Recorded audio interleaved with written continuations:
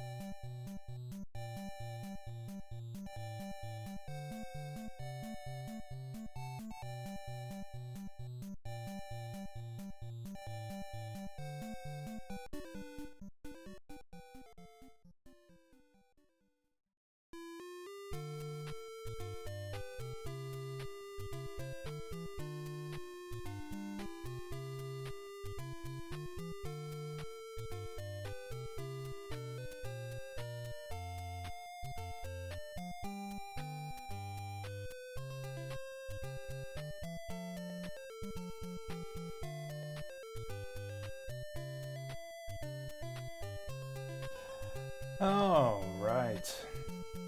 Hey, gang. How is it going? Welcome to the Sunday stream for September the 26th, where I actually don't have anything planned for today. Lately, I've been trying to set up like a showcase stream where I show off some kind of neat game, neat semi-obscure game for you guys that I have planned out to talk about, but I don't know. It's been a busy-ish week at work this week, so I don't have anything planned out, so we're just gonna keep doing what we were doing last time on stream and keep on checking out the new Actraiser remake. Actraiser Renaissance right here. Yeah, I kind of talked to you guys last week about how I feel like I'm kind of done with this game. Hey there, Deep Fry. Welcome here. Congratulations on being off work. Yeah, I just got there myself, man. How is it going? Oh, I just realized I started my tea, but I didn't set the timer for it. Give me 1 second.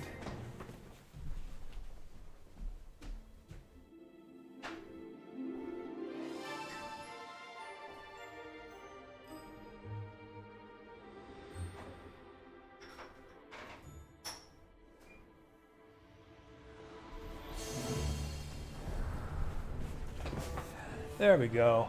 That should do it. Hey, Mayswell. Welcome, welcome. Yay, the gang's all here. Almost, sort of. Not really, but we got the two of you at least. Welcome, welcome. Yeah, I thought we'd keep on digging into the Actraiser Renaissance remake right here. Mainly just because I don't really have anything else planned, and this is the thing we were playing before. Also, I'm just kind of curious to see a little bit more of it. I was kind of getting tired of like the constant town defense missions and just the linearity of the whole thing. Oh, you finished Bloodlines yesterday. Nice. That was... I actually can't remember which Bloodlines that was. What was that, Vampire the Masquerade Bloodlines? Ooh, starting Ratchet and Clank. Or was that Assassin's Creed Bloodlines? Or was that Castlevania Bloodlines? That's not even a real game. That's the name of the last stage of Rondo of Blood. Starting Ratchet and Clank. Is that like the new one or the original? Right, Assassin's Creed, okay. When I think Bloodlines, my mind immediately goes to Assassin's Creed.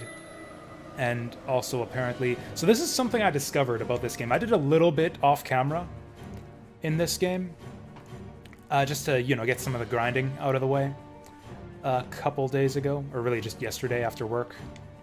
Grinded this out a little bit. It turns out you've got random battles. Sometimes monsters will just attack your town and you'll get into random tower defense missions, which I don't think I'm a huge fan of. I think I could do without these personally. Oh, we can probably deal with this with our miracles. Apparently our magic bolts got a good amount of those out of the way. Sure, let's get Magic Girl up here to take care of these guys. So yeah, I'm not... Oh yeah, Magic Girl's got shit for hit points, so let's pull her back behind the tower. Oh, so here's something I learned too. I believe that the higher levels of magic actually deal more damage. Maybe I'm wrong about that. Either way, oh boy, we got guys coming up. Over here, never mind, they're dead. So I don't know, this is something we didn't encounter on my stream of this game last week. So, honestly, it's kind of just another strike against the game. I don't know. I felt there was too much of this tower defense minigame already, and now we've got even more of it in kind of an unwanted fashion, too. Like, this just happens when you're doing other town management stuff. We can lightning bolt these guys to finish them off. Also, I replaced all my towers in this town with mage towers, just because if you look up ahead to our next tower defense mission, hopefully the final one of this chapter, let's go to the temple, and you'll see That, yeah, our objective here is to defend all the mage houses. The more mage houses we have, the longer we'll survive. Ooh, hey, Vince. Nocturne is on sale on Steam. How much of a sale? Can I get it for less than, say, $30?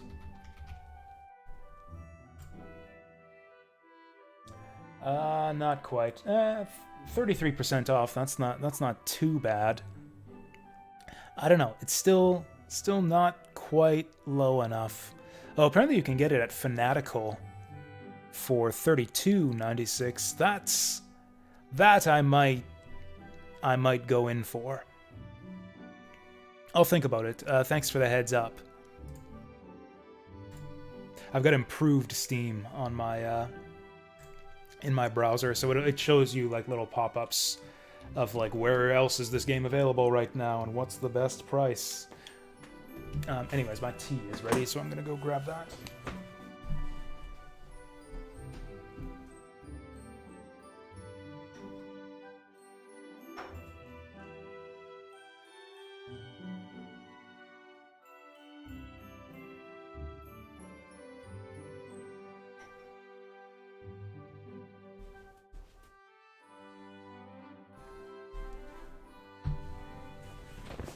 I overflowed the strainer when I was pouring my tea, pouring the kettle into my teacup here, so I got a bunch of loose leaves sitting at the bottom of the cup here.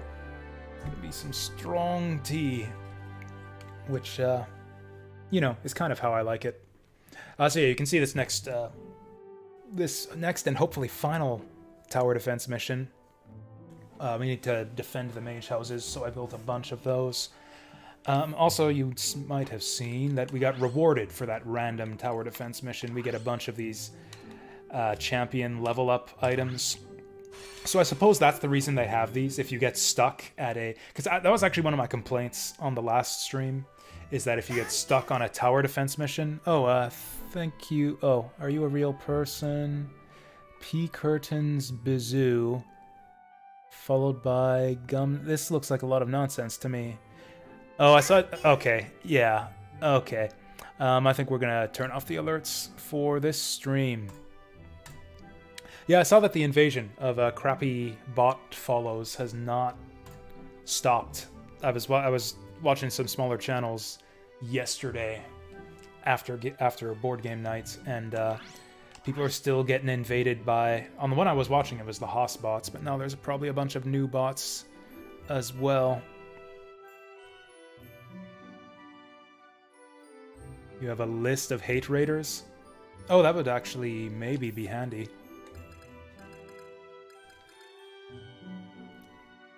It doesn't seem as persistent as before with the Haas bots.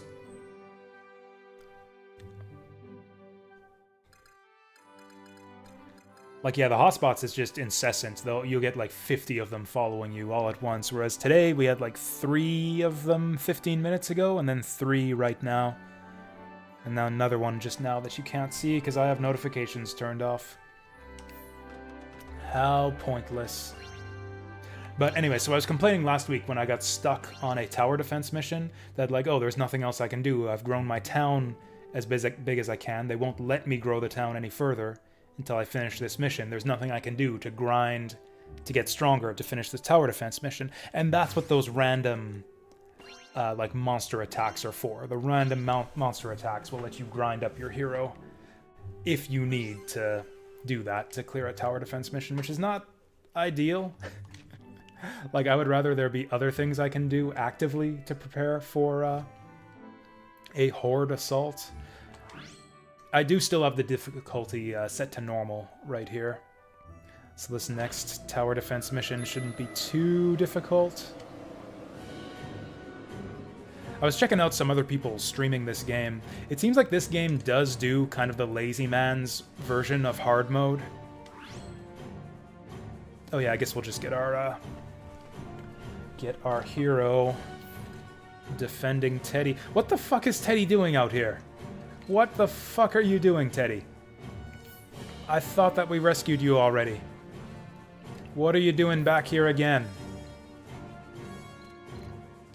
Ooh, reduce their attack speed. That seems handy. Okay, so that'll help protect Teddy a little bit. And she's probably just going to nuke all these guys all at once. Kaboom. Okay, that didn't quite do it. That didn't quite do it. So now it's up to the... Oh, I was going to say now it's up to the towers to defend the town. This could be really bad. Okay, let's do Sunlight again.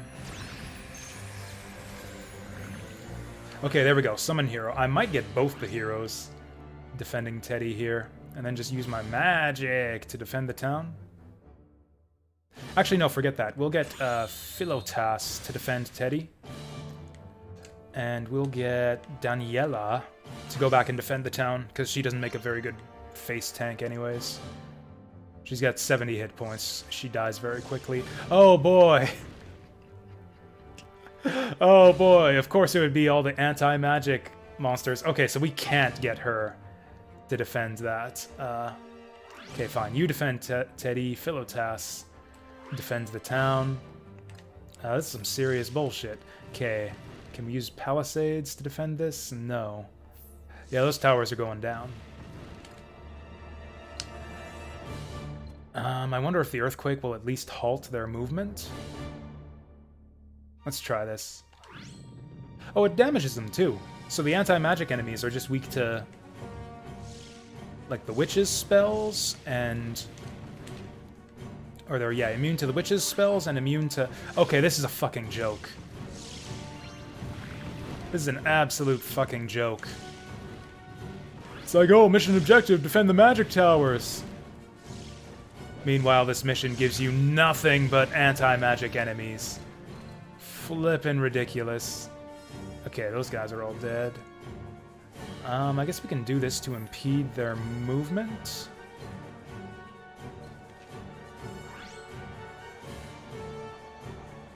Oh, that doesn't even damage them. Maybe it's just the earthquake. Okay, she's not gonna do anything up here. And Teddy's under assault again. Well, this is my bad. If I would have known that we were up against anti-magic enemies this mission, I would not have brought nothing but magic towers. Meanwhile, Teddy's fucking dying, and... Oh, there's my magic potions. Where is Philotas? Philotas, what the fuck are you doing? Okay, apparently the earthquake can... Oh, I don't have enough SP for the earthquake. We're about to lose. Yeah, I'm about to... How the fuck do you even do this? Yeah, we're about to game over here. There's nothing I can do about this. Yeah, we're about to lose the last of the magic towers. So I need to make fewer magic towers, except then we just lose. Like, I make one magic tower then, and then we lose as soon as it... Ah, this is fucking stupid. Oh no, don't reattempt it. Fuck's sake. Yeah, I don't know. I'm not having fun with these. Now that the tower defense missions are actually difficult, I do not enjoy these anymore at all.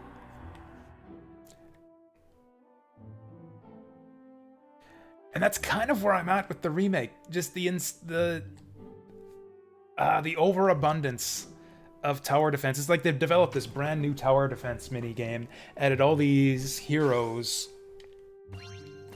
and like brand new side characters to go with it. And there's so much focus on that it's just like overshadowed the entire rest of the game. And I don't like any of that new stuff all that much. I would rather just play the original Actraiser. And that's kind of the problem that... Oh, and now I have to wait for the fucking... God damn it. So now I've got to rebuild all my forts. Oh, no. Okay, never mind. I mean, I will have to rebuild all my forts because we need to tear these down because they're fucking useless for this mission. Okay, so if that's how it's gonna be... Yeah, let's tear these down. We'll tear down the forts along the edges. Oh, okay, that was a waste. We'll put up gatehouses, since those are the ones that actually obstruct enemy movement.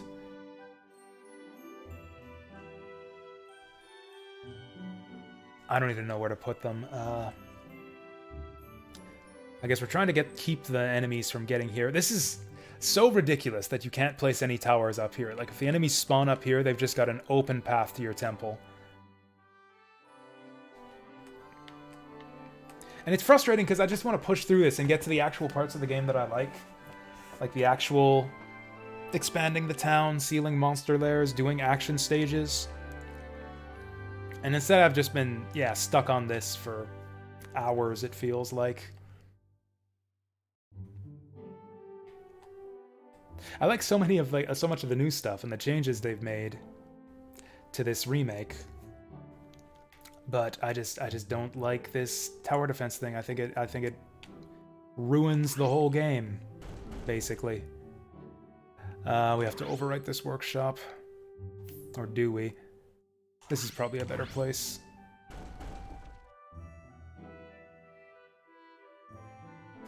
Actually, let's move this guy.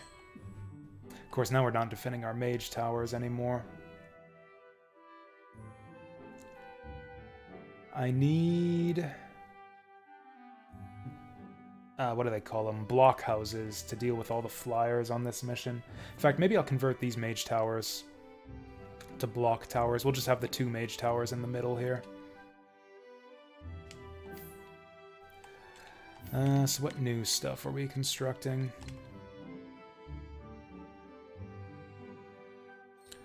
One here for sure.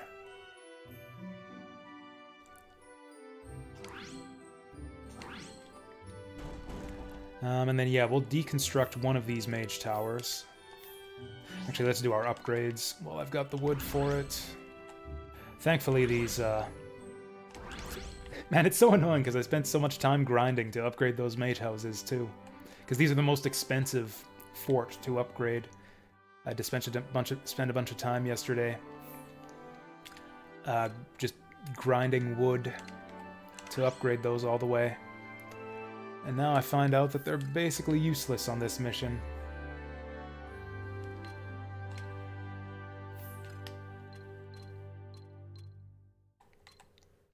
But anyways, it's... like, this is a fine game in its own right. It's just...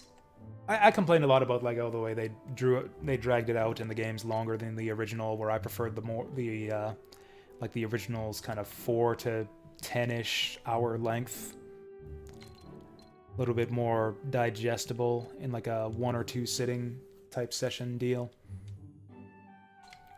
Yeah, let's make a blockhouse. Actually, how about right here to defend the mage towers, maybe? And then we'll just get... I mean, that's the thing, is we can't just get Philotas up here on defense, because he's useless against flyers, and we can't just get Daniela up here, because she's useless against mages. Whatever, we need to get something up here, so I guess we'll get the blockhouse. It is very nice how they don't keep your towers destroyed if you fail the mission. I appreciate that.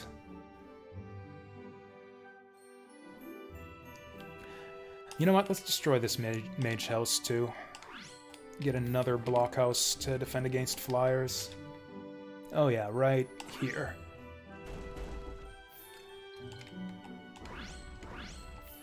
Alright, how about that? I haven't been using palisades as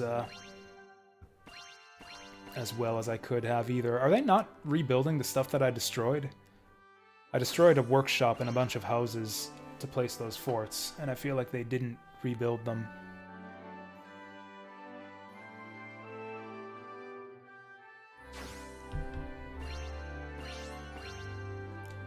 Anyways, I was kind of thinking I'd just wrap this game up today. Not like finish it, but play as much as I feel like doing. I would have liked to have seen at least one of the other regions.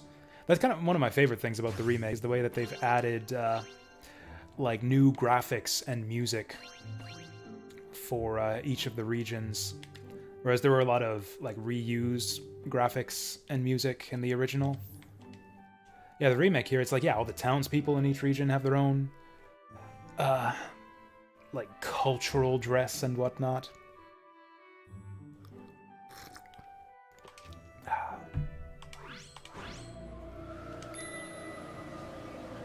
I don't know, the original feels less bloated and more cohesive to me. I know a lot of people like content, if that's what you're in for. Like the fact that the remake has a little bit more meat to it in terms of like hours to complete it. I know some people will like that. It's a bit more of a deliberately paced kind of game. Whereas the original, a little bit more bite-sized by comparison. And, you know, maybe you're into that. But I'm more into that classic style of gaming where it's like kind of... the game's kind of meant to be played in like a course of, you know, 1 to 3 sit-down sessions. Okay, let's get Philotas in here. Yeah, if I had just summoned him up here in the first place, we'd have been fine.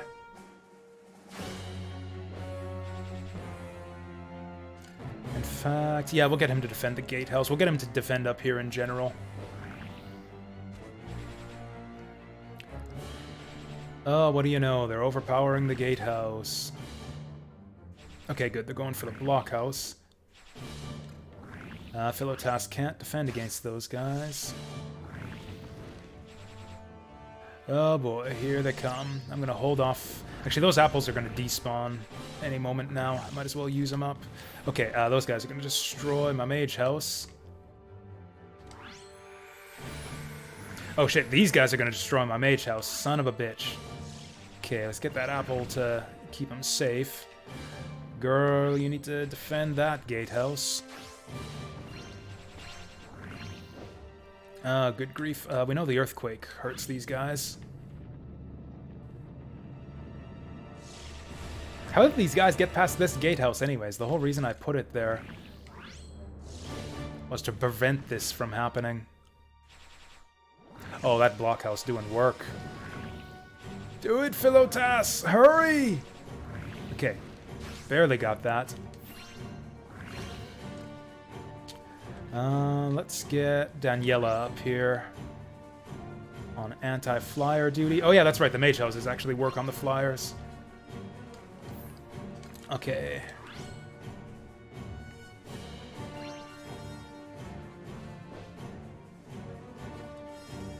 You know what's a shame is actually on its own, this tower defense thing is actually decent. Like I don't.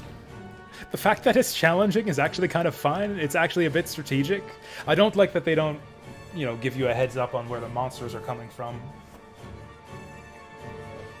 Like, what are their spawn points, and, like, how many of each type. That's kind of a standard thing. Like, ever since desktop tower defense, I think the original desktop tower defense might have told you, like, before each level, like, exactly how many of each monster each level would throw at you.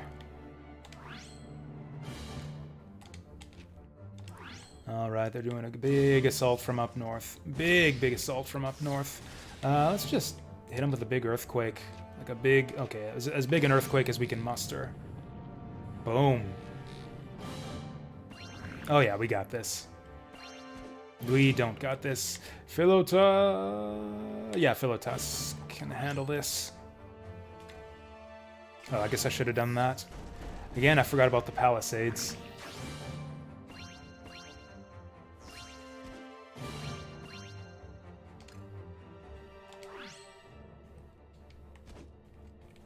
Okay, hopefully this will be the last one. But yeah, take it on its own merits. Like, this tower defense thing is fine. It could almost be, like, form the basis of its own game. The thing is, the tower defense thing, it's too fleshed out for an Actraiser game. It's like you've got town building, and you've got action stages, and you've got, like, actually a reasonably fleshed out tower defense game. Like, it's just too much. You're spread too thin across too many different game modes, I feel, at that point. Whereas the charm, like what made the original Actraiser work, I think, is that both sides of the game were so simplistic and, like, easy to get a grasp on.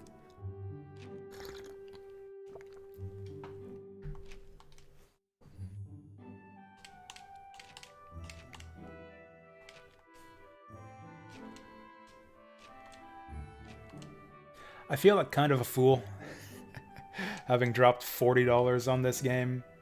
Just like sight unseen, just from like the pure surprise and hype of it all. It's like, holy shit, Actraiser Remake is actually out, go buy it.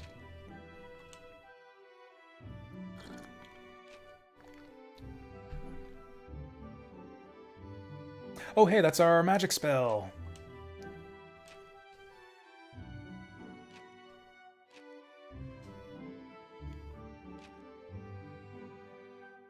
As young as... Wait, what? What, are we gonna knight Teddy or something? What are they talking about? And we get another 10 legendary scrolls, and a magic spell, and a bunch of faith. All the numbers go up. Leave the people to their own devices? No, I want to go do an action stage. Oh Lord, I thank you for in your devout child Teddy. I misread that as your deviant child Teddy. And I was like, that wouldn't be wrong either.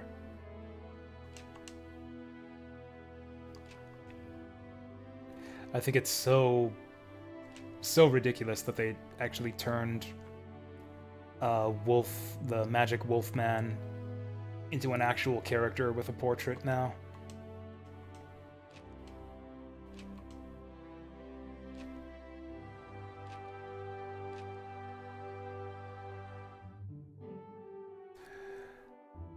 Population of 350 or greater. I think we've met that. I think we've made it.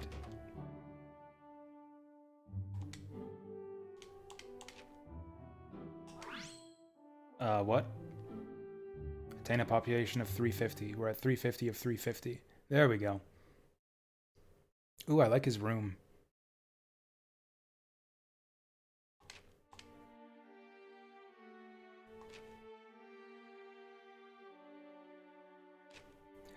I've come to put a question to you. Forget questions. Put an arrow to him.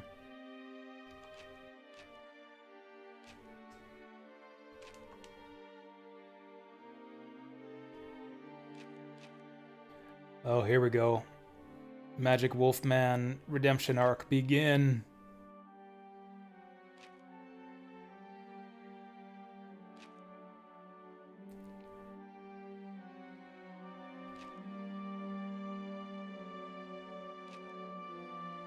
Oh, cool. They gave him a backstory, too. Obviously, none of this existed in the original. He was just a mage who turned into a wolf at the end of Bloodpool Act 2. It was badass. Super metal and shit. But no, now he's got a backstory.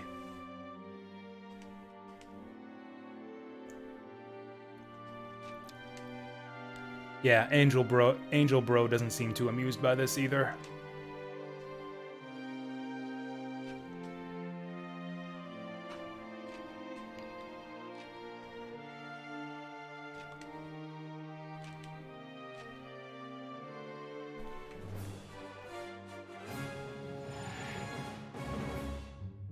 I was kind of thinking about it too, like what is the point of a remake generally?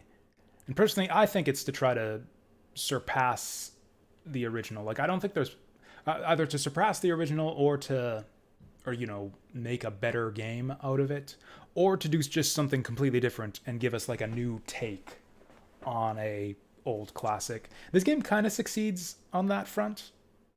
Like it's different enough from the original game that I couldn't just say to you like, oh, just go play the original. The original's just better in every way. It isn't. It's a different type of thing. It's just that the original is more my type of thing. I could honestly see someone preferring Renaissance over the original Actraiser. I get it. There's the question of whether it's like $40 better than the original. I think that's a tougher case to make. But, you know, that's just... I have no one to blame but myself for that, for not waiting for this to go on some sale. I'm sure that eventually, one of these days, probably within, like, this time next year, this game will be at least 50% off and probably 75% off the year after that. Which is more of an easy recommendation. I would not have been unhappy if I had paid, like, $15 to $20 for this. Alright, down we go. Oh, let's change the... Let's save our game for starters.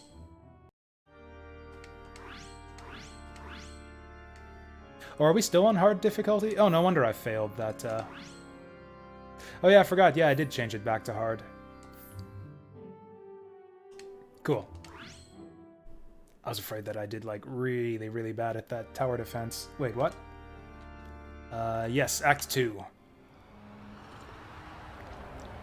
Oh, so I did go back and check, too. Yeah, so Fillmore Act 2 in the original has its own music. And sure enough, yeah, the Fillmore Act 1 music is only played in Fillmore Act 1. So it seems to me that the remake here just, yeah, takes every opportunity to reuse the Fillmore Act 1 music. Whoa. Alright, yeah, we're definitely on hard mode. Look at that damage. Press magic to cast your currently selected spell. Press and hold magic to select a different spell. Sounds cool. Oh, they're esoteric scrolls. I thought they were magic scrolls, or like MP scrolls, excuse me. I didn't realize we were collecting esoteric scrolls. Same cost as the old spell. Alright, let's give this sucker a shot. If it just fires a projectile straight ahead, I'm gonna be really disappointed. Come on, give me an enemy worth using it on.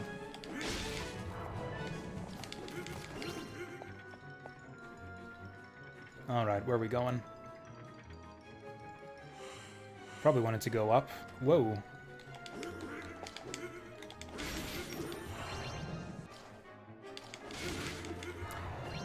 Okay, we'll go up, but we'll go down first. I think Bloodpool Act 2 still used the same music as Bloodpool Act 1 in the original. Okay, you can actually get an extra hit in your combo in if you jump in on the enemy. Yeah, look at that. 1, 2, 3. 1, 2, 3, 4. So you could go like 1, 2, 3, 4, jump down. Jump slice down to get like a 7-hit combo.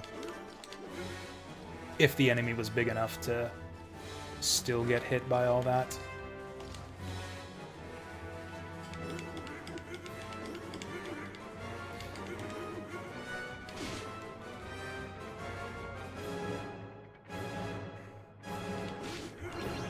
But yeah, it's frustrating to me because, yeah, I like so much other stuff in the remake. I love what they've done with the action stages. I actually...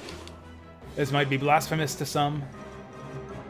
Whatever. I'll blaspheme. That's in keeping with the theme of the game. Whoa. I think I like the action stages better than the original.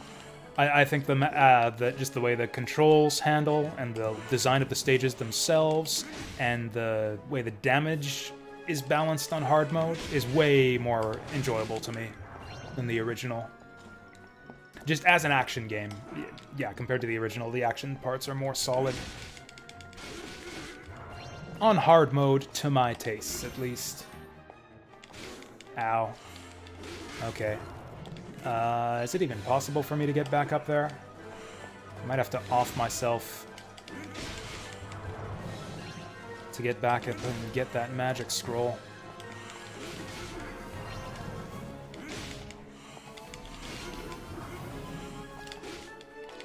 Anyways, I was thinking about, like, yeah, what the hell compelled me to think it was a good idea to buy a game that looks like this? Because, you know, I was talking about how I thought the graphics looked kind of shitty. And, like, what the hell possessed me to go ahead and buy this game anyways?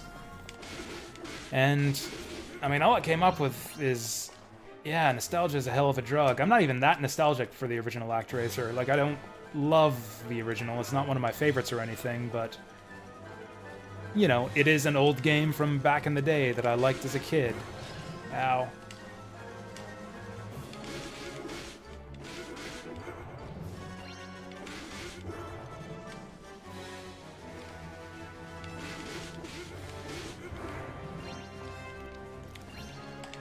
It's kind of a shitty thing, too, because it's like... That's like everything nowadays is just trading in on name recognition. You see it in every aspect of, like... video gaming and like just, yeah, everything in the world. Politics, entertainment, economics. It's all like who has an established brand and exploiting that. Established brands and name recognition and exploiting that to for profit, basically. Which is kind of a shitty deal for the up-and-comers.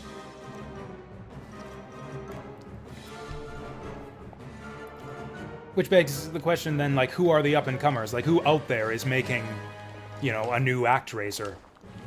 Has anyone really tried to pick up the torch and make, like, a new Actraiser-style game? Or, like, carry forward with the ideas that the original Actraiser put forth? And I did a little bit of looking things up, and it turns out that, yeah, that game kind of does exist. It's called Smelter. And yeah, you can get it on Steam for half the price of this game. I don't know if it's any good, like this is not an endorsement, but yeah, I'll link it for you guys. If any of you guys are curious and you're like hesitant or just a flat out no on the Actraiser remake, you might want to check out this game, Smelter. It's not like a one-for-one clone of Actraiser or anything. It's got the town building segments. It actually does have some tower defense also, so it's actually maybe a closer analog to Actraiser Renaissance than to the original Actraiser. It has more of an anime style to the graphics as well. I mean, this is pretty anime, but like a different anime style. More of like a modernish anime style to it. Get that mouse cursor out of there. Whoops. Oh, yeah, I haven't used my icicles yet. Oh, that's kind of weak. How is that not just worse than the fireball?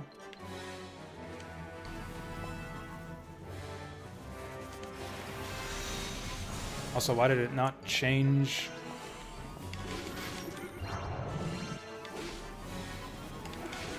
But I changed to fireball. Well, whatever. I got plenty of NP. Get this guy out of here. Oh yeah, I forgot about the backdash. Ow.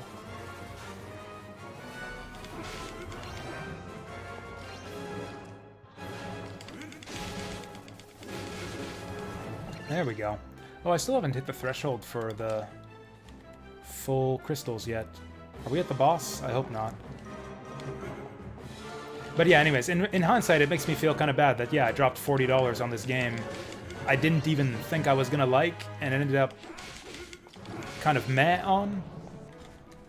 I could have bought, like, a new game that's kind of in the same style from an indie developer, something that, you know, that actually, I think, looks better than this game, just graphically.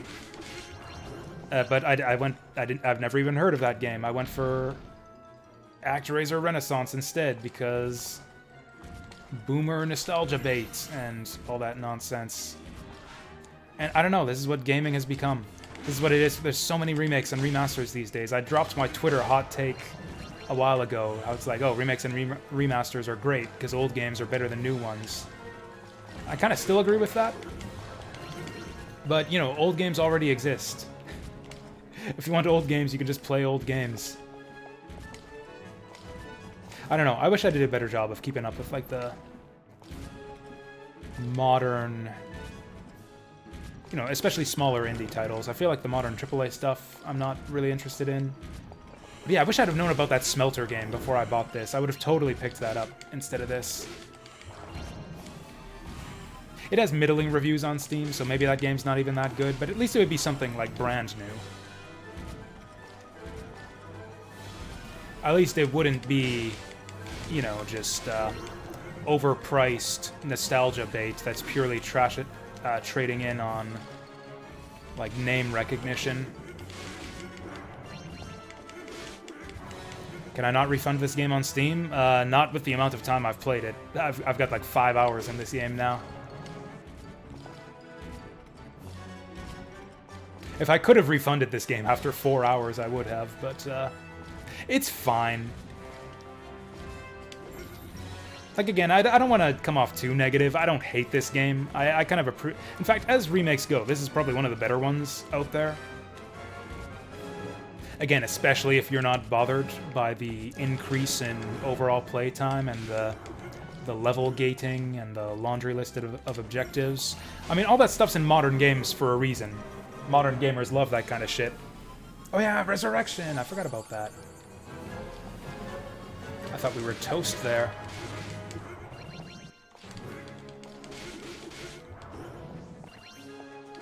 So it's not like I despise this game. I just think it's for what it is, to me, it's overpriced. I have no one to blame for that but myself, though. It would have been cheaper if I would have waited.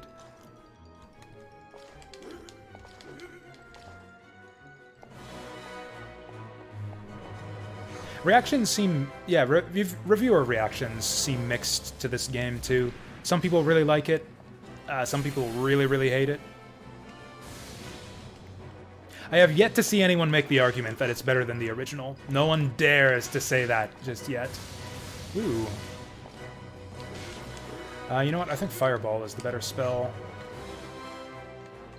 for this fight. Oh, you have to confirm. Whoa. Okay, this fight's a bit different from the original.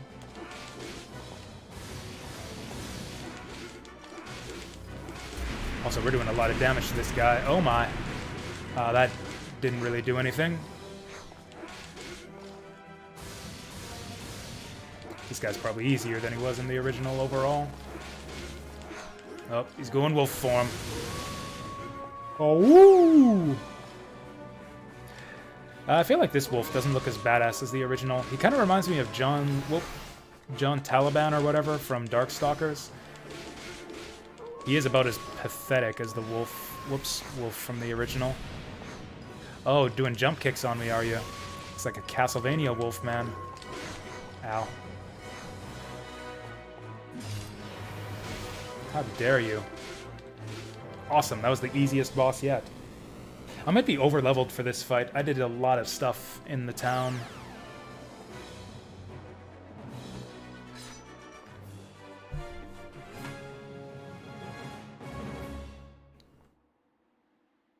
Do we get any faith for that? Am I going to level up for that? Moonlight Devilry. Banished. Yay, Ding Dong, the wolf is dead. You know, I was actually planning on playing... If there had been a demo for Smelter, I was planning on trying it out after Actraiser today on stream, but there is no... There used to be a demo on, like, the Steam... what do they call it? Summer Festival or whatever? There was a free demo for Smelter. That game was part of that, but it was a limited time thing, and there's no demo anymore. A bit of a shame. I would have played it today on stream. I guess I could buy it and refund it, but I don't know. That always feels cheesy to me. It's also a bit iffy. Like, I'm never... I've heard from other people that Steam will, like, 100% give you a refund if you have less than 2 hours playtime, but I don't know. I always feel nervous every time I do that. Just, like, play a game to try it for an hour and then refund it. It's like one of these days they're gonna say no, maybe.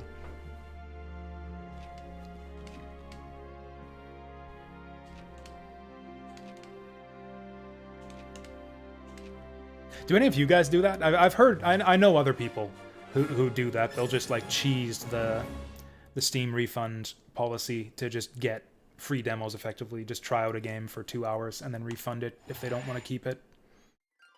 I've heard of, yeah, people online saying how they use that extensively.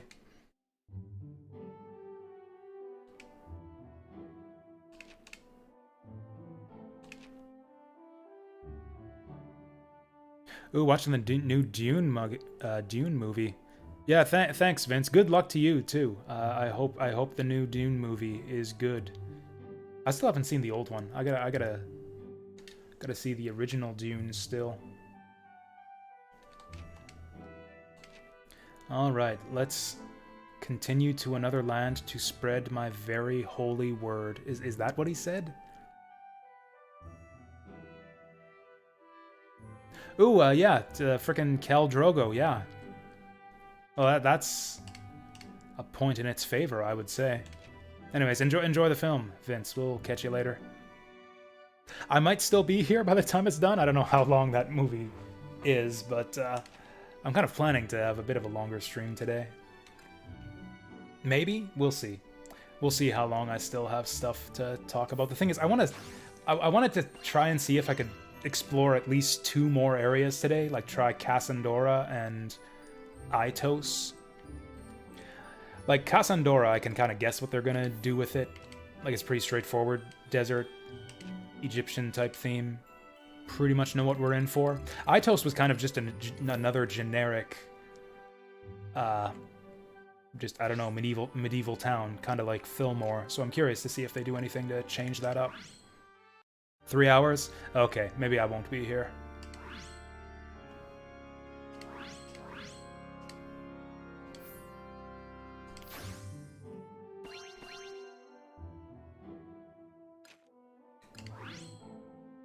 I think a lot of my flaws, or a lot of the problems I've been having with this game might be of my own making. I probably should just set the difficulty to normal, at least for the town phases. I'm totally fine with hard difficulty for the action stages. I think it's... Is it Itos or Cass? Okay, level 7. Level 12? Oh, Northwall is after Marana. Okay, so basically every 2 levels. 3, 5, 7, 9, 11. Oh yeah, that's right, we still gotta do an action stage here. Cool. Did I lower the difficulty? It seems very boring. This game or Dune?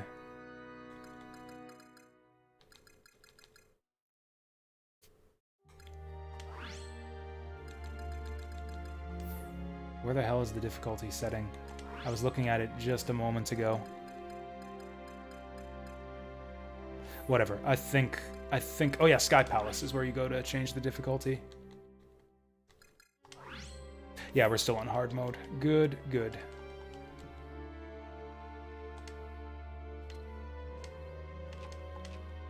Alright then, shall we begin?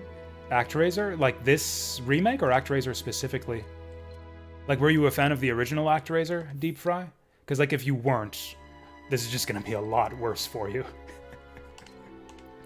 Like, if you thought the original Actraiser was, like, boring with the waiting around, grinding monsters for MP in the town building phase, yeah, this remake is definitely not for you. It's kind of like I said, this remake kind of exacerbates a lot of the worst problems with the original Actraiser. Just drags out the town building stuff unnecessarily. Oh, you liked it in the old one. Huh. What seems... I guess what seems boring to you is kind of a dumb question.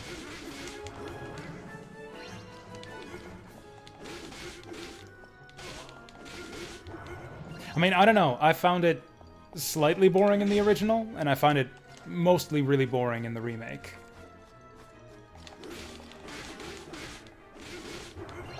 So, you know, I'm kind of right there with you. If you're talking about the action stages too, I don't know. I don't agree. Although actually, the action stages are getting less interesting as we go on. Oh, you didn't like it in the old game. Well, there you go. Yeah. If you don't like it, I think it's just worse in the remake. Mostly just worse in the remake, to be honest. So yeah, if you didn't like it in the original, you would probably hate it in the remake. Because they just put a lot more of it in the remake. Ooh. Whoa! Does that say we're doing 1 damage to him? Oh, I've got a flaming sword because of the spell effect. Because casting Fireball gives your sword a fire effect.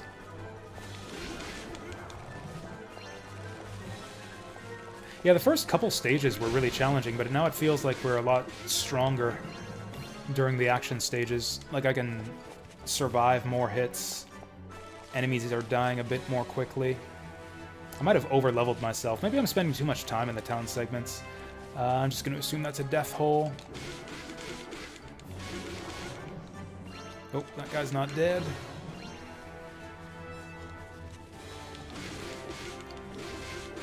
Oh yeah, there's one thing I saw. So, whoops. Oh god. So apparently the Switch version of this game has some like serious performance issues. Maybe not that serious. Actually, maybe not that serious at all. Digital Foundry complained that the frame rate kept dropping to like 40 or 45 or something. Apparently you can fix that if you turn off environmental effects, which actually makes the game look really different. I think this looks better, actually. Like, it's a lot more colorful. You don't have, like, that dumb, like, sound effect. And in Fillmore, it takes away, like, the blue glowy effect over the whole forest. I don't know, the colors seem a bit more vibrant. Honestly, I think the environmental effects are there to obscure kind of how shitty and fuzzy the character sprites look. Like, yeah, that comes through a bit more with environmental effects off. But yeah, this is kind of another option. Like, it's not just like, oh, low quality mode or whatever. This is actually, I think, a legitimate, like, possibly more aesthetically pleasing option for some people. So yeah, again, this is environmental effects off. And then environmental effects on. And now we got a big sandstorm in front of everything.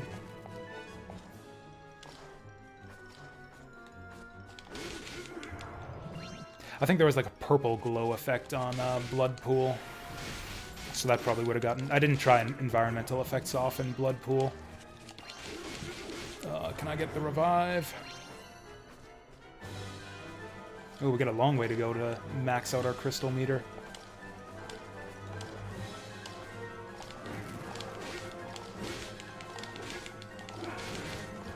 There we go.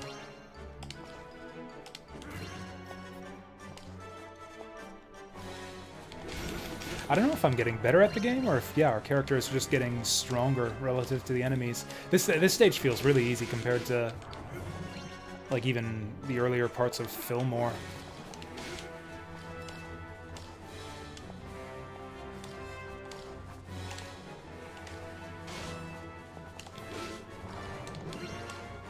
I mean, it's not like the original Actraiser was especially difficult either, and this is on hard mode, mind you. So yeah, if you were on normal, it would probably be even easier.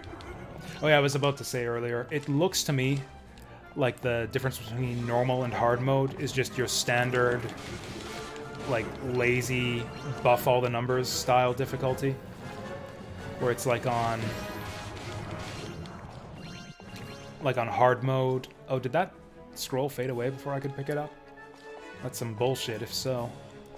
But yeah, anyways, on hard mode, it just basically buffs up the enemy's damage, like, damage and health, like 50%. That's what it seems like to me, anyways, is just, yeah, everything has about 50% more health and does about 50% more damage. Like, these enemies that take 2 full combos, or like a combo and a half on hard mode, die in 1 combo on normal. So I don't think the game is really designed to be that challenging. Apparently the people who developed this, surprise, surprise, are like a mainly mobile developer. They made like some fashion game for kids on mobile phones. And yeah, that sort of history, that, I don't know, style of game development kind of shows through in a few aspects of this game. I don't think there is a mobile port of this game yet, but I don't know, just based on the way it looks and the way it's designed, I bet you that Actraiser for iPhone is coming one of these days. I guess we'll find out if I got screwed out of that magic scroll or not. What's the boss of this stage anyways? I don't remember. Like in the original, I can't remember who the boss of Cassandora 1 is. You agree, Charlie R? I think I agree too. I'm gonna turn him back off. Yeah, look at that. The colors are a lot more vibrant. You can make out a lot more detail on the sprites too. I mean, it's shitty detail. And yeah, the edges look a bit more jagged on the character sprites. But yeah, it's more colorful. I like this. More readable too, in terms of the action on screen. Sandstorms, Dagobah. Oh, we're on the Dagobah system now. Maybe this guy's weak to ice? Okay. Whoa. Okay, I don't remember this guy from the original. Whoa, whoa! Oh, where's he coming down?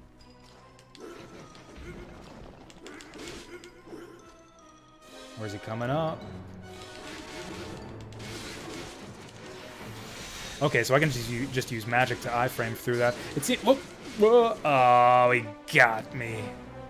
Oh no, he didn't. It seems like elemental weaknesses are a thing in this game. Yeah, I'm doing more damage to this guy with the ice sword.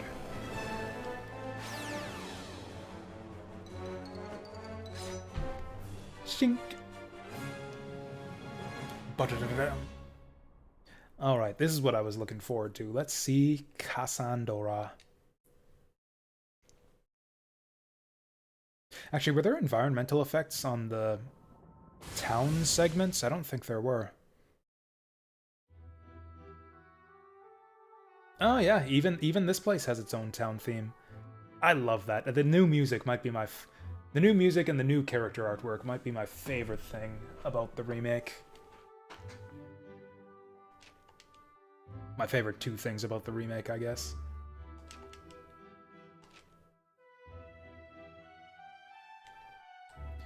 What was it here? I think it's rain to... Damn. Man, I think I might want to move to Cassandra once we're all done here. Bring the rains? Yeah, I thought it was the rain.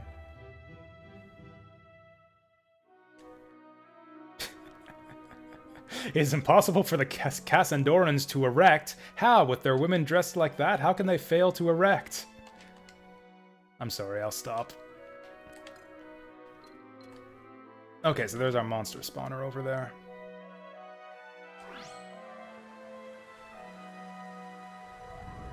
What? Okay, that was quick. Oh, how I missed this. Interrupted by townspeople every time you take a single action. Well, and what are we waiting for? Let's expand.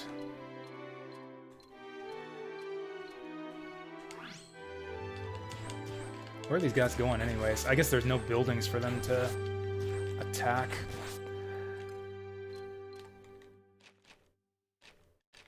So yeah, I think it is just strictly more efficient to use the level 3 spells. Also, we've got a lot of MP now. Hopefully that'll make the tower defense segments easier too. Oh god. Seriously? This is the hero of Egypt land? Alonso. A frickin' Renaissance cowboy pirate? What is that outfit? God, this is the worst one yet. I hate this guy already. Why can't this guy be the hero with his awesome, like, semi-afro hair? Why couldn't that hot girl be our hero for this chapter?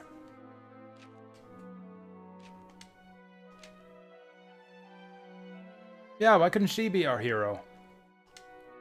She's certainly dressed for it.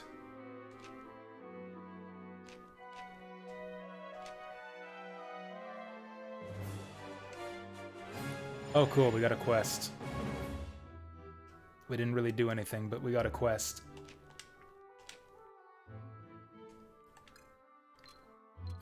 Oh, hey, Rainwater's only 25 MP for a level 3.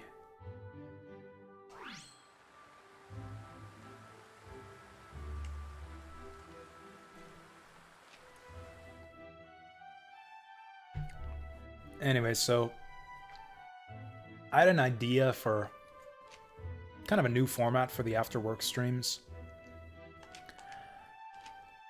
We're basically, yeah, they kind of like I've been doing lately, where I like show off a game, kind of do a little presentation, a little show and tell about a game I think is kind of cool that you guys might not know about. The problem is I'd like to make something like that's not like a 2-hour or like, you know, a 4-hour plus stream. Like I wasn't happy about the way that the Lord Monarch Online stream turned out, where it took me like 6 hours to play through that game. Like I don't know, I'd like to do video content that isn't like 6 hours long all the time, and do something that's a little bit more digestible or watchable. So I was thinking maybe the new rule for evening streams might be to just stop streaming when I don't have anything more to talk about, which usually happens like after the first, I don't know, 1 to 2 hours. Also, I think that'll keep me from burning myself out on after work streams, so we can like keep this as a nice consistent thing and do these after work streams a bit more frequently. I don't know, we'll see how this goes today. I didn't really have any game prepared for today to talk about. I'm kind of just recapping all the stuff we talked about on the last Actraiser Renaissance stream.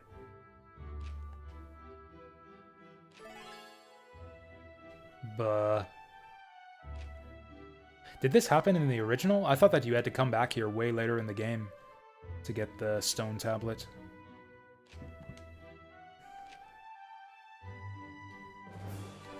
Oh well, quest clear! Oh, and of course, yeah, scrolls for Alonso.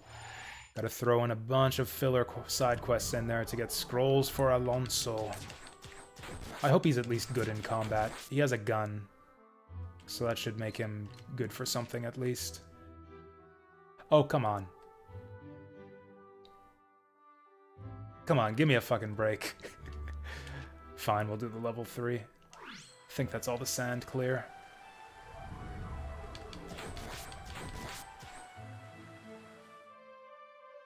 You know, part of the monotony of the, or at least what I perceive to be the monotony of the town segments in the remake, is maybe down to the fact that a lot of the repetitive tasks from the original have been streamlined.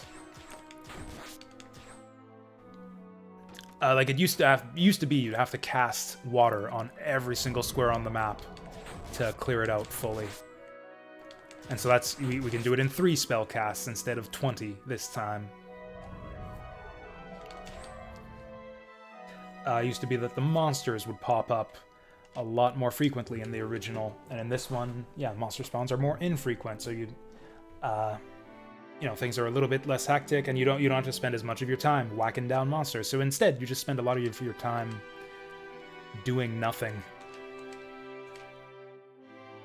It's like, okay, we got all of the squares cleared of sand in like 20 seconds.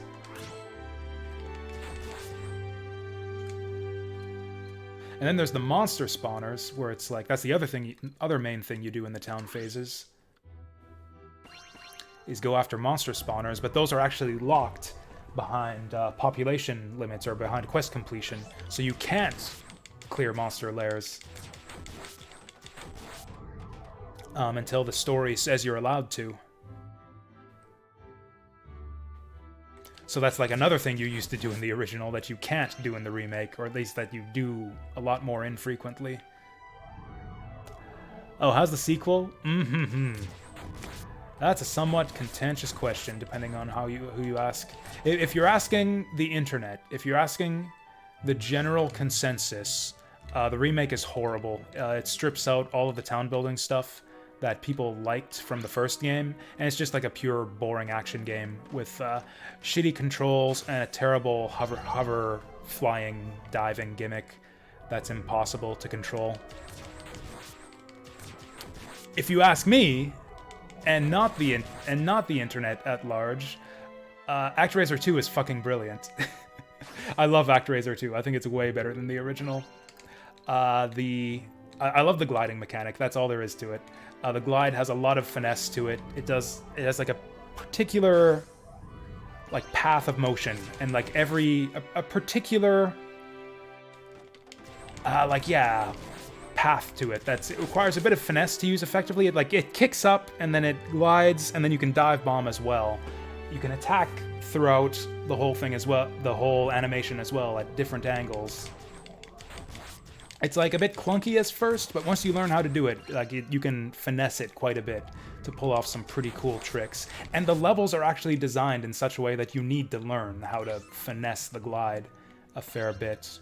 You can attack at multiple angles too. The sprite work is phenomenal. Yeah, Actraiser 1 it's not an ugly it's an early SNES game. So it's like, you know, it looks like an early SNES game. You look at that and you go like, oh gee, the SNES must have been new when they made this. Actraiser 2 has beautiful sprite art, like some of the best on the Super Nintendo, I think. Or are they gonna let me just seal monster lairs without leveling up? That would be nice. So yeah, the internet long story short, the internet hates Actraiser 2. I love it. I like Actraiser 2 a lot. Oh, the dead guy in the desert. I remember that guy.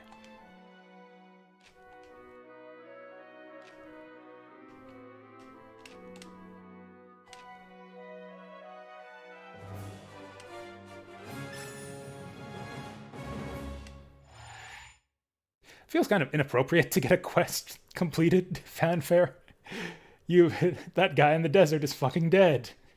Da-da-da-da, da-da-da. That guy's fucking dead. It's like, I don't know. Kind of ruins the pathos of the scene or whatever.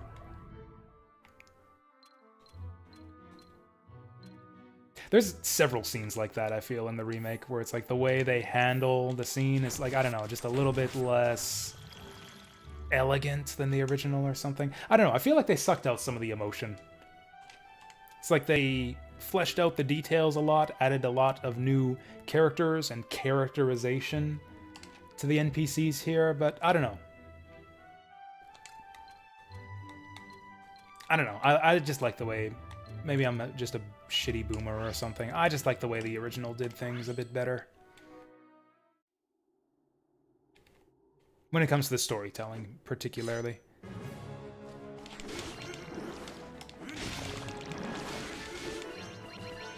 Can we get enough crystals to level up here? There's the attack buff.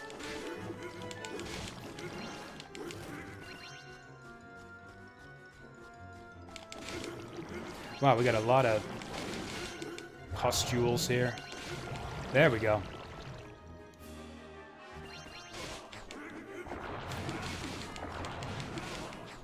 Whoa, whoa. Oh, these guys. Fucking super skeletons.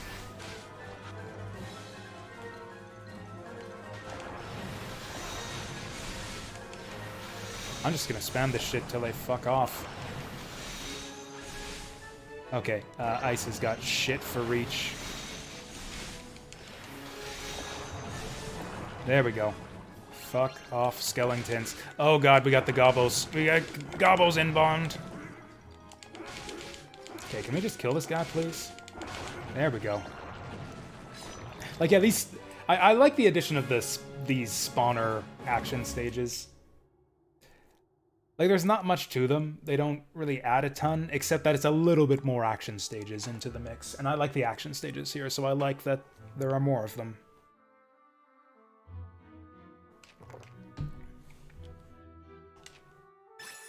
Sweet deal. Ooh, 5 fortifications. We start with 4 in this one. Usually we start at 3.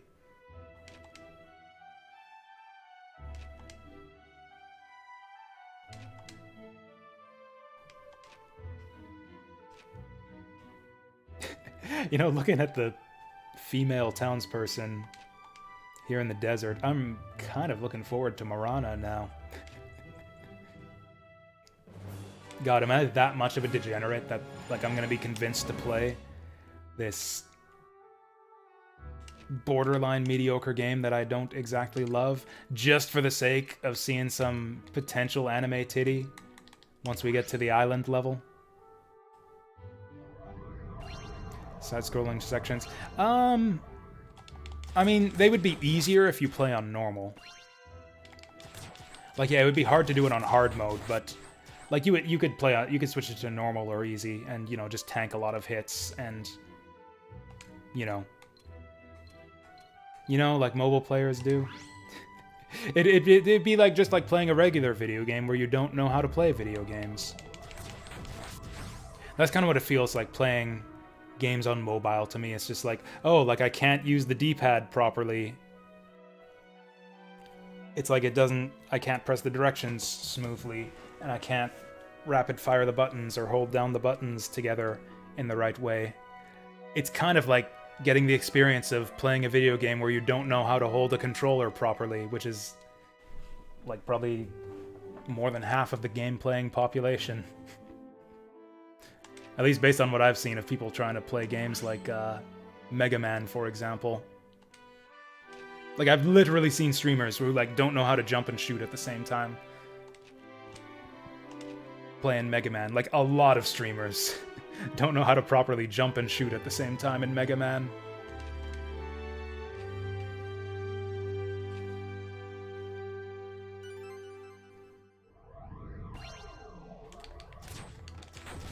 Oh god, he's going for my fields. No! Oh yeah, I guess we should probably prepare for the first tower defense mission. Okay, have we finally removed the shitty level requirements for taking out monster spawners? Let's find out after they're done building these roads.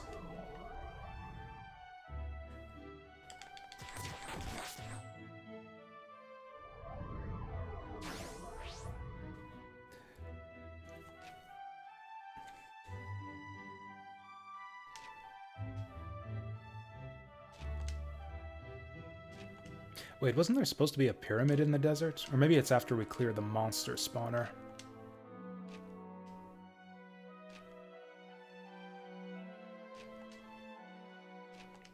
Oh wow, he just waltzes up into the temple and just blasphemes out loud to call out God.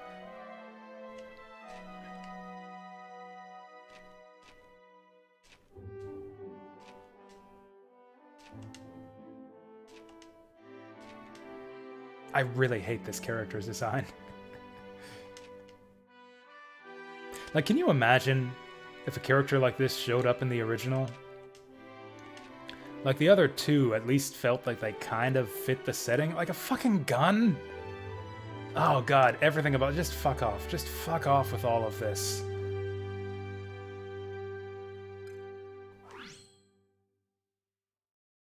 What are we doing?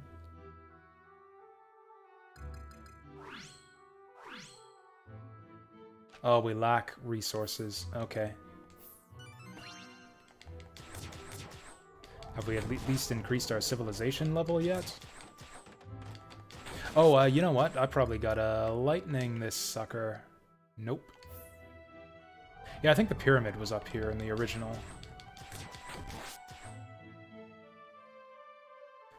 What if we earthquake it? Nope. Okay, let's try sealing the monster lair. Oh, your people aren't populous enough. Okay, whatever. Oh, you're... Okay, so yeah. This is annoying, but whatever. It is what it is. Ugh. Okay, so what are we gonna do now? Is there anything else for us to clear out here? Oh yeah, I think we're just waiting for wood.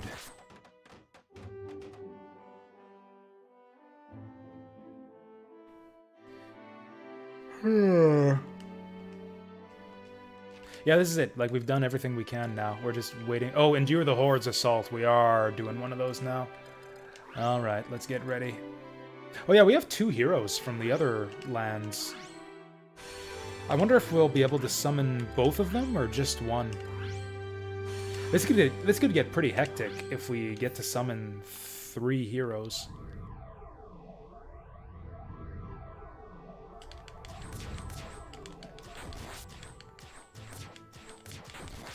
God, please just deliver my wood, townies. Thank you.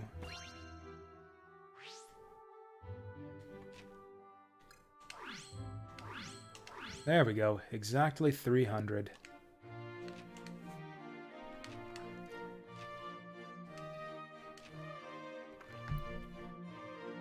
Beautiful. What is this fiery hellscape?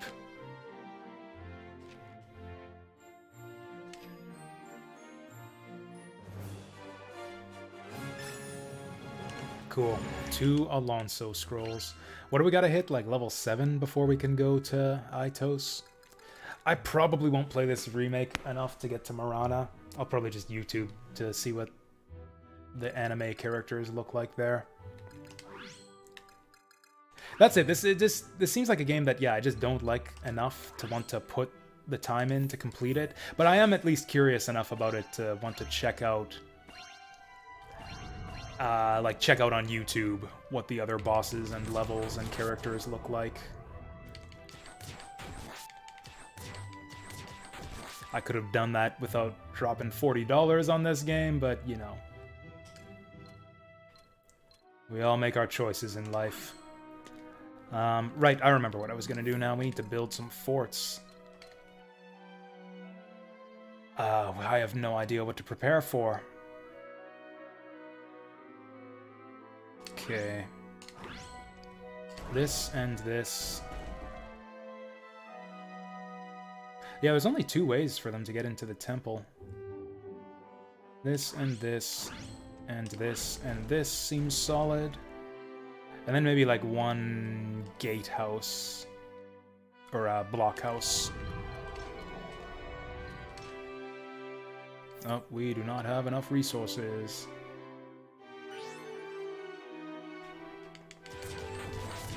We have a lot more magic power now too, so we should be able to help out during the siege a bit more. Don't you dare. Oh yeah, I wonder...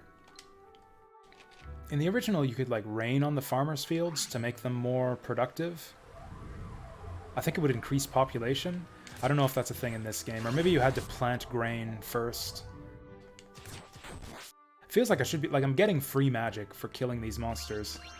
I feel like I should be doing something with my magic if I can.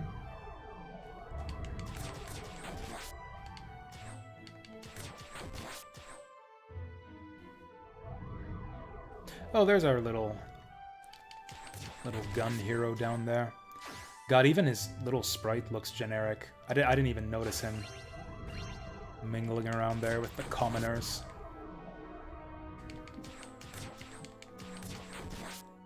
My guys aren't building on... Oh, there we go. There's our workshops.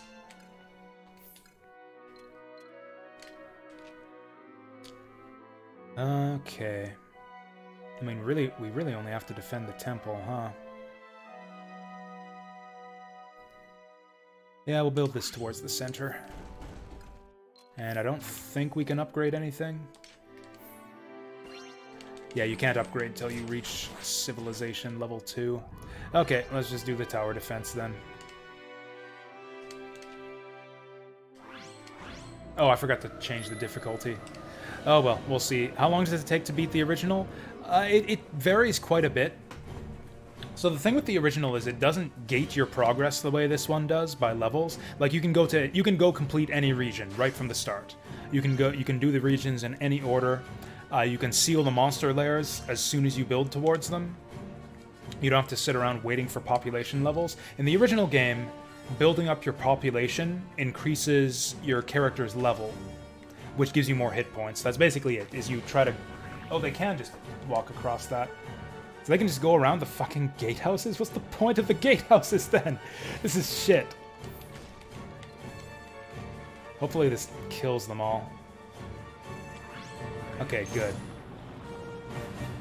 Okay, I would have built blockhouses if I would have known they could have just gone around that. I like Philotas.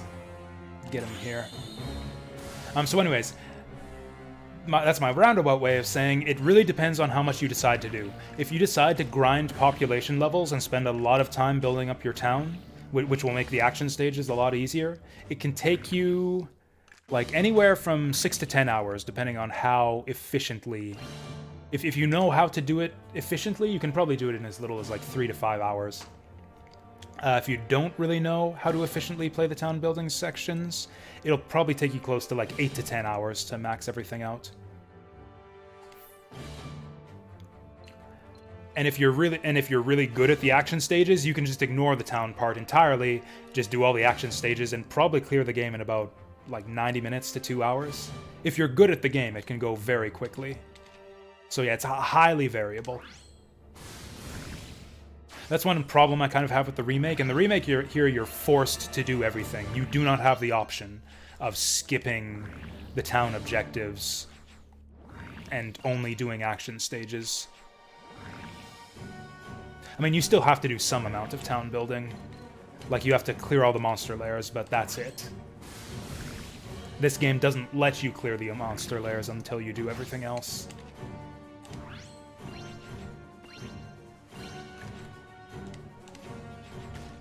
I actually streamed the original Actraiser a while back. I think it took me like 6 or 7 hours.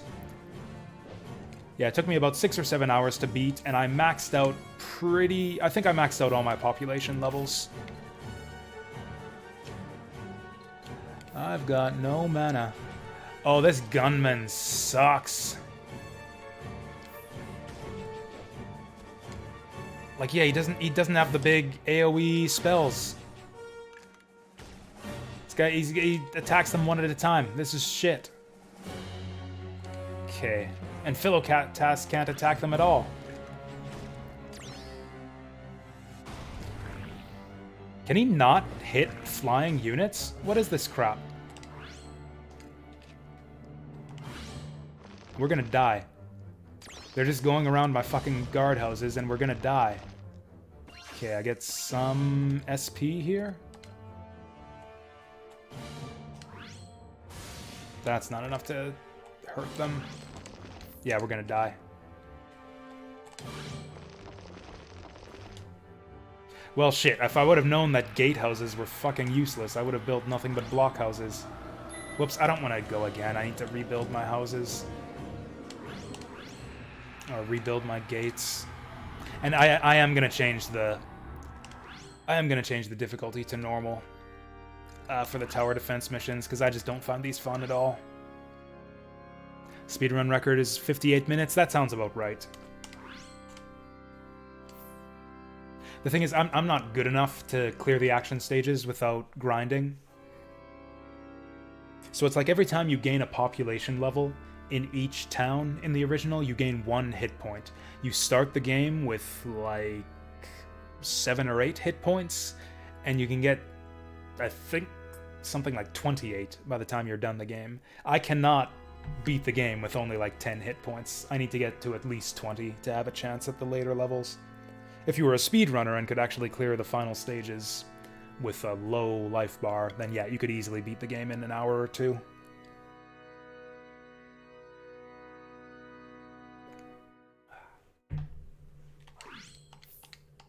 Okay, so let's go to normal mode and build some actually useful structures. Like, I don't understand why the monsters are suddenly able to cross the desert. I guess this big hole counts as road for them. Like this big ditch here.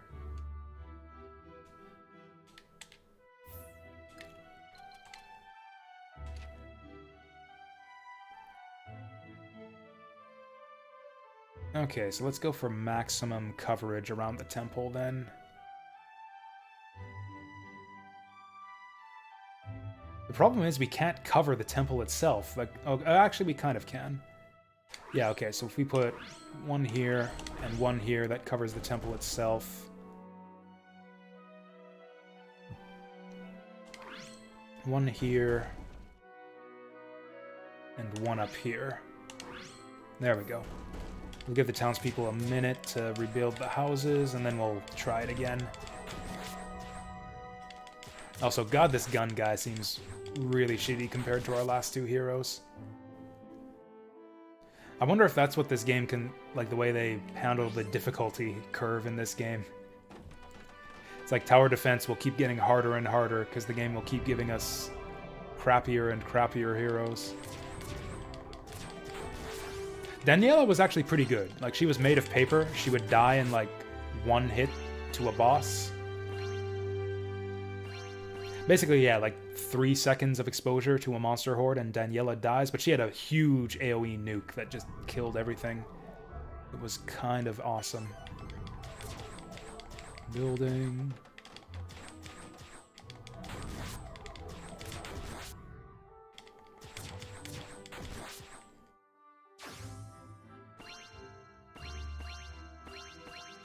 Okay, let's try that again.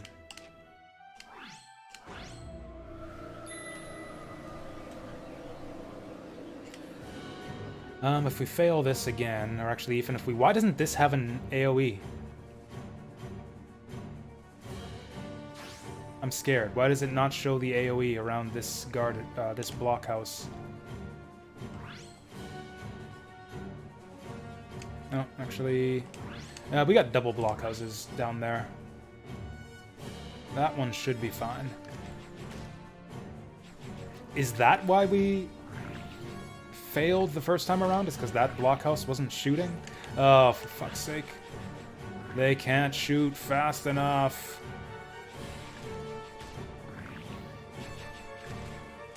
Okay, apparently those gatehouses weren't as useless as I thought. Oh, palisades. I'm a doofus. I forgot about the palisades. Every time. There we go. That's how you're meant to do it. Well, whatever. We messed it up already.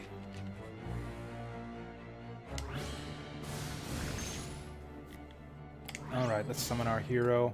Do we want the magic girl? I think we want the magic girl to help with the flying enemies. Also, yeah, I think we just want to deploy palisades. The placements of these seem kind of arbitrary. Like, it's impossible to block off the monsters completely. Like, they have an open path through here, for example. There's no way for us to completely seal off the temple. Anyways, we'll get this idiot to block this one off.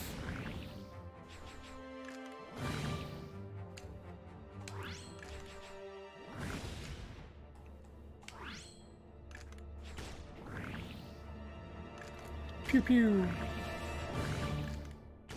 Okay, so he actually does pretty good single target damage. He can just take him down in one shot. See if he does as good at these guys. Oh, no, he doesn't. No, he doesn't. He sucks at these guys. We might have to get him and her to trade places. I did kind of save my MP this time. Oh, they're coming around the other direction.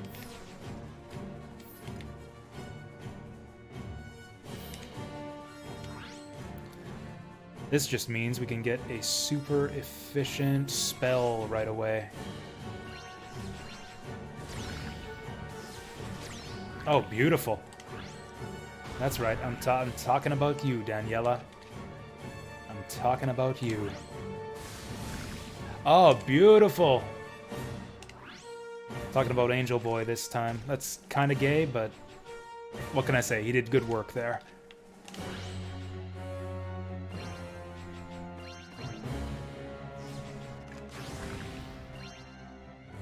Yeah, not only did we have better strategy and make better use of palisades, normal mode is so much easier. Like, on hard mode, you cannot wipe out the enemies with one lightning spell like this. Like, it takes...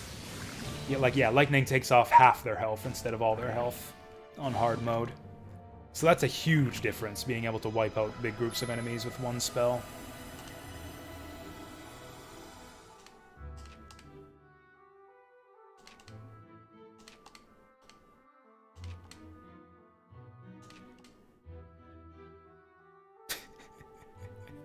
Angel Boy! That's hilarious, because I think I've literally been calling him Angel Boy since the very beginning. I wonder what he calls him in Japanese.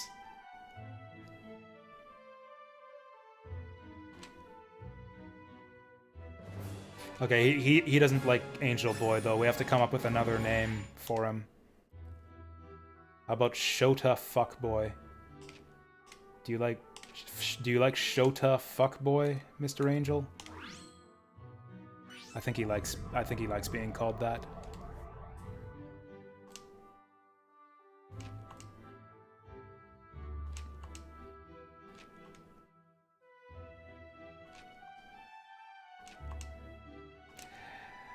Man, the thing with these new heroes units too is it's like the same story every time.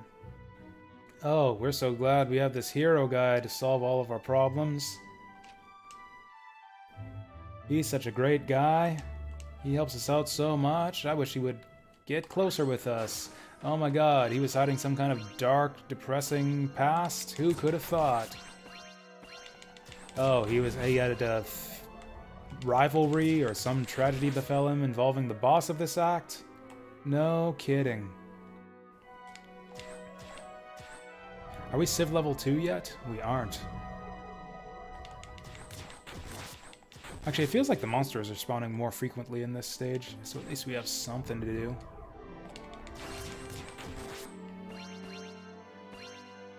Do we have a quest? Are we doing anything right now? Let's try to seal out the monster holes.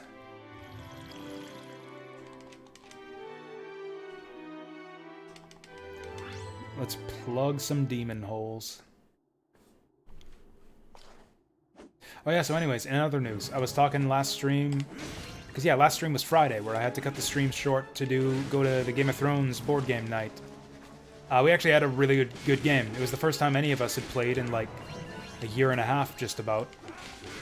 We had to do a brief crash course on the rules again, but yeah, everyone got back into the swing of things. It was like super tight, really intense, a lot of like alliances and deal making and deal breaking going on.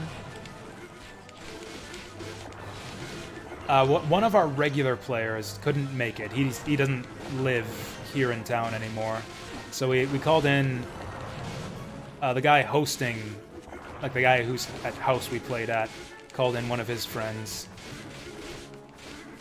Actually, no, that's not right. It was someone else. Yeah, one of my other friends called up his friends. He had played before, but only once.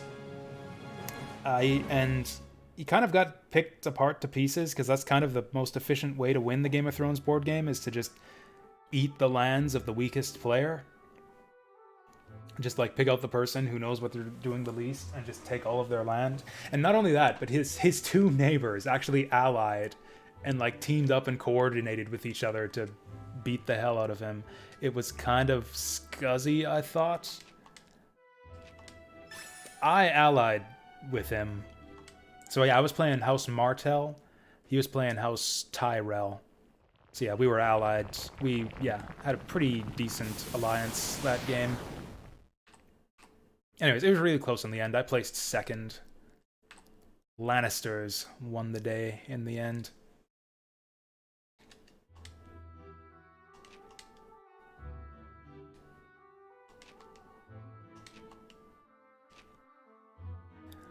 Game of Thrones, I think, is slightly out of fashion these days, with the TV show being done for quite a while now, and having ended the way it did.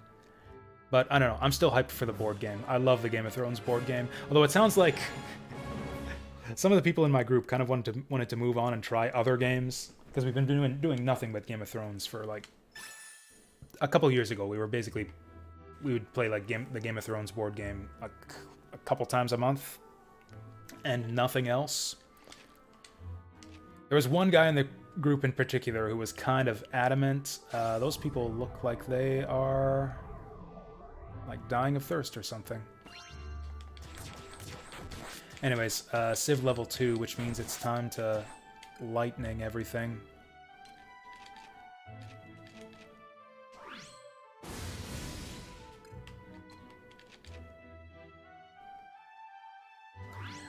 So anyways, yeah, one guy in the group was kind of adamant that, no, Game of Thrones is the best game. There's no reason to play anything else. He was the one who won that last game we played, so now that he's got his win, now that he's finally won the game once, he's ready to move on to other games, so we might try New Angeles for our next gaming session.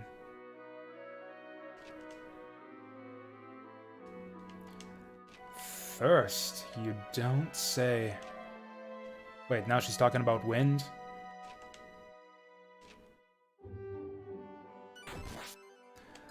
No water. I think I know how to solve that problem. Maybe I don't. Maybe I don't.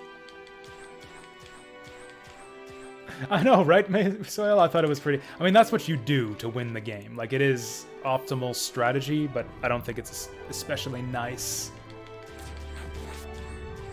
It's not like... It's like I said, it's not like he had never played before, but yeah, he was definitely the least experienced player by far. Also, we were playing a special setup. That was the other thing is like the guy hosting wanted to be done in 4 hours, which I thought was kind of ridiculous. We never finished that game in less than like 8 hours, but we did an accelerated startup, doing a scenario called Dance with Dragons. So instead of bringing the waters, I'm going to demolish their homes, actually, before I forget. And yeah, the Dance with Dragons scenario gives everyone just a ton more units at the start, so it's kind of an accelerated startup, but you only play for 6 rounds instead of 10. And sure enough, we actually did finish in 4 hours, but the house that the new guy was playing, House Tyrell, has a really precarious start in the Dance with Dragons setup. Actually, every house has a precarious start in some way in Dance with Dragons. That's what makes it just such an interesting game. Where it's like everyone's got one really strong thing, but also like a glaring weakness. And Tyrell starts with a lot of land. A lot of fertile land, too. They probably have the most territory on the board, which is, you know, a solid start. They start with an army that's as big as everyone else's, though, so they're spread very thin. Like, they don't have enough forces to hold all the territory they start with. So it's kind of a natural thing that Tyrell's neighbors are going to want to do anyways. Like, it's not even a fact of, like, oh, we're going to beat on this guy because he's new. It's more of a fact, oh, we're going to beat on this guy because he's got a lot of territory that's likely defended. Like, that's just the way that the start of the game is set up.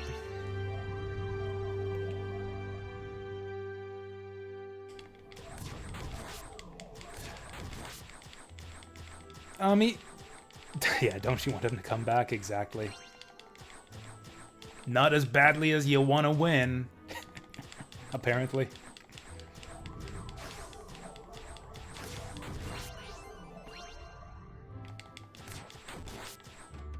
Okay, I can bring the rain. Do I need like a level 3 rain? Is that why it didn't work? Like all these people are like dying of thirst right here in front of me. Oh yeah, you do need the big rain. Anyways, hi there, 4K1, 1K4. Didn't see you there for a second. Welcome here. Man, there's a bit of a delay on YouTube messages, so I'm a bit slow responding to YouTube chat comments a lot of the time. And I don't think I noticed you for a minute there. Sorry about that.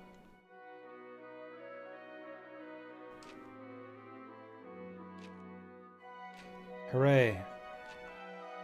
Apparently our water cures diseases. Also, that's going to make tower defense a lot easier if the monsters can't walk over that. Oh, that's the problem we were having. There's a pathway here. I thought that was part of this whole sand bowl. But no, there's a pathway there. I just couldn't see it because it looked like it was part of this non-water-filled moat. Okay, so that'll make the tower defense a lot more readable. IGN gave this game an 8 out of 10. I think that's fair. It's well produced, and if you don't hate the town building stuff, it's fine.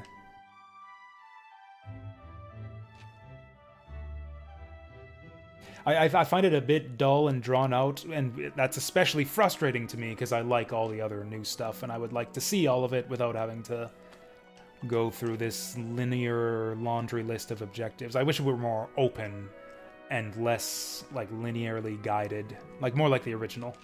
I guess that's the thing, is I wish it were more like the original in a lot of ways.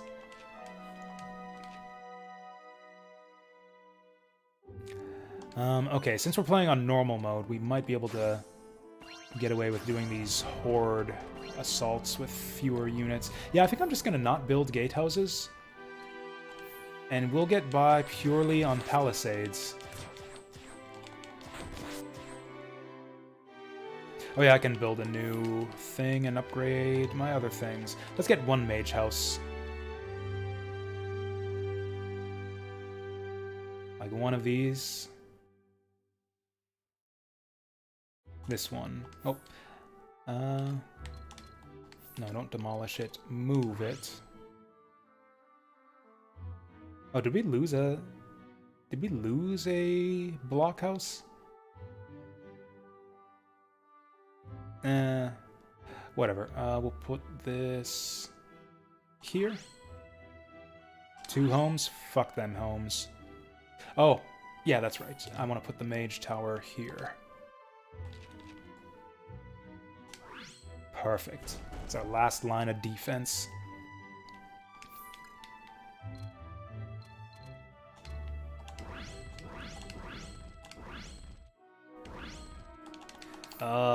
We gotta wait for resources. Oh, there's our resources. Guy estimates the extra content adds 10 hours. Oof. What does he mean by that, though? Like, is that like a 10-hour post-game? Or like the game is 10 hours longer than the original? Because I would estimate that this game is way more than 10 hours longer than the original. This game's probably like close to 15 to 20 hours longer than the original at the rate we're going here. Although I guess, again, I am playing on hard mode, or at least I was until now, and that will definitely extend your playtime a fair bit as you struggle and retry a lot of the action stages and tower defense missions.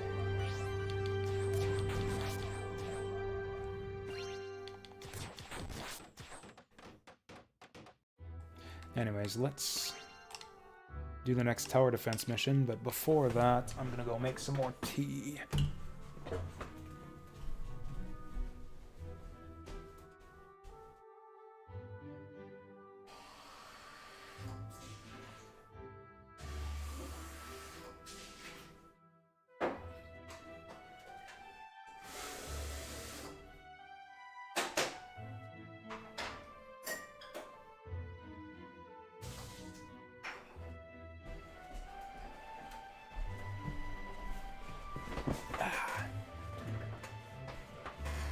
20 to 30 hours to get through the game. That's, yeah, it's about the same as my estimate.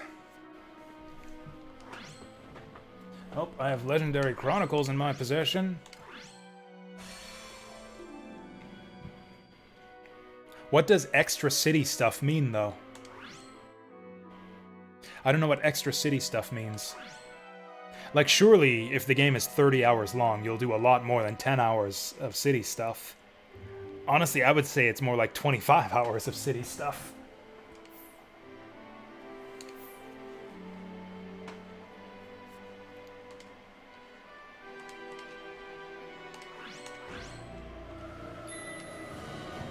Like I mentioned how in the original game you can kind of grind up your cities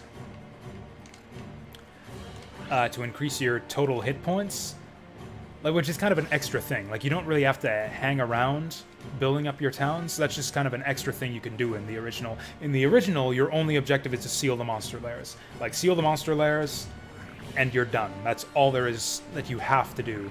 Or that, and there's usually a couple side quests. Like, you have to do the thing with the bread with Teddy, for example. But yeah, basically you have to clear monster lairs, and maybe do 1 or 2 other side objectives. These gatehouses are fucking useless.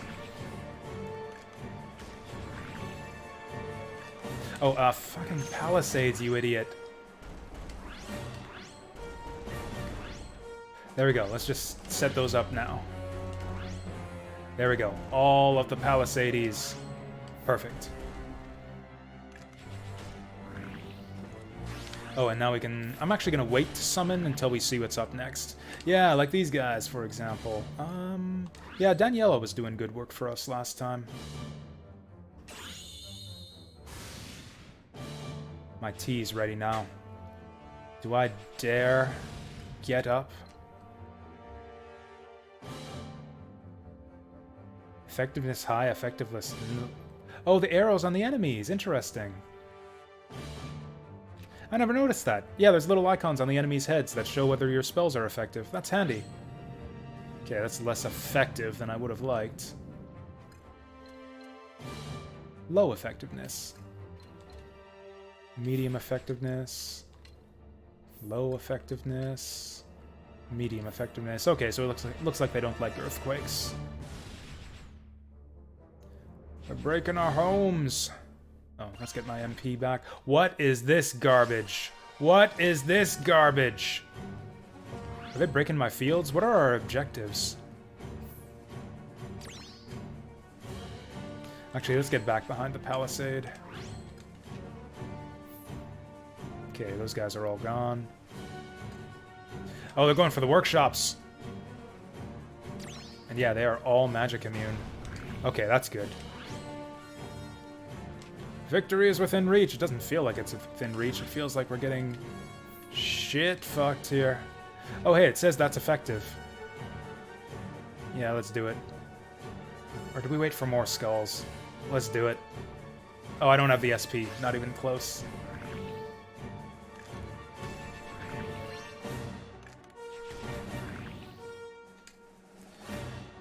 Magic Girl's not going to be useful here. Okay, let's get just a bit of wind then. Oh, that one-shots them. Damn!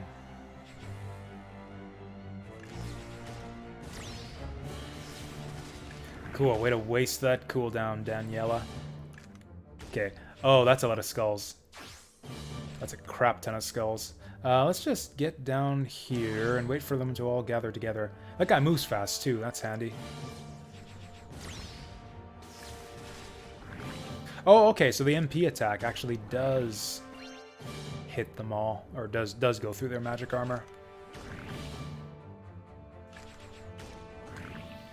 Alright, I think it's time.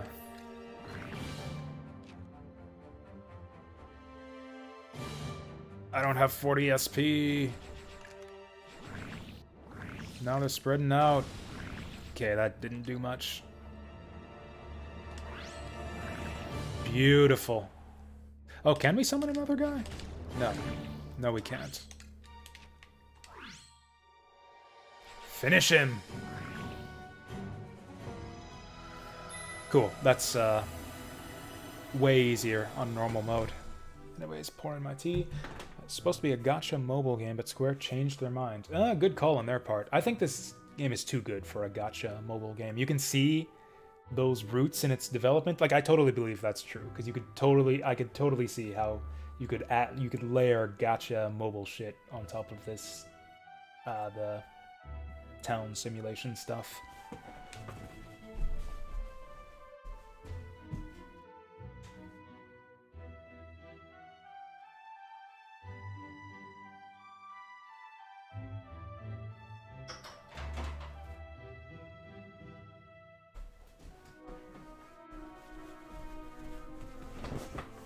And, you know, good for them, too. Like, again, I don't want to just shit all over the game. Like I said, 8 out of 10 is a respectable score. Like, it in terms of, like, I don't think that's unreasonable. I think this consensus on Steam is, like, 75% approval. Like, for me, it's a bit less. To my tastes, it's a bit less. But I see the merits. I think it's nice when mobile... Like shitty mobile developers get a chance to make a real game and actually do a good job of it.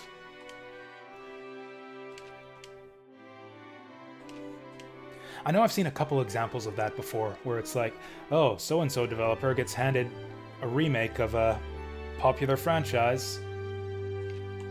Oh no, it's like, you know, farming out remakes of popular franchises to some shitty mobile company. What can they possibly do? And the game actually turns out good. I know there was one example of that a while back. I can't remember what it was. Not the Langrisser remake. Langrisser remake was an example of that in the other direction, where it's like, God, they should have given this to the shitty mobile game developers, because Langrisser Mobile is way the hell better than Langrisser 1 and 2 remake.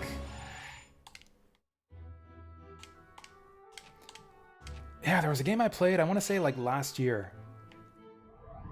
I can't remember. Oh, well. We pray that you, repray.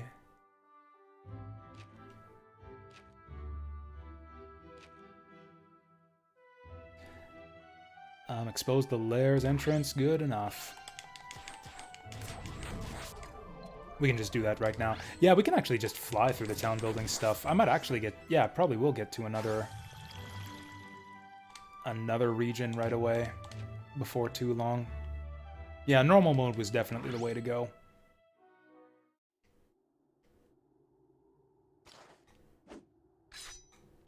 Like, I have to imagine that nobody gets into mobile game development because they're passionate about mobile games. I don't know, maybe they are. Maybe there's a whole market out there that I'm just not familiar with that just loves mobile games and just wants to make that kind of game. I don't know. Everything I've seen in the mobile gaming space has just been utter shit. Pure, like, cash grab, Skinner box, gacha nonsense. I have no liking or respect for the whole field whatsoever, and I kind of have to imagine that probably most of the people who develop those types of games feel the same. I don't know. Makes me feel good when, like, mobile developers get a chance to work on real games and do a good job of it, you know?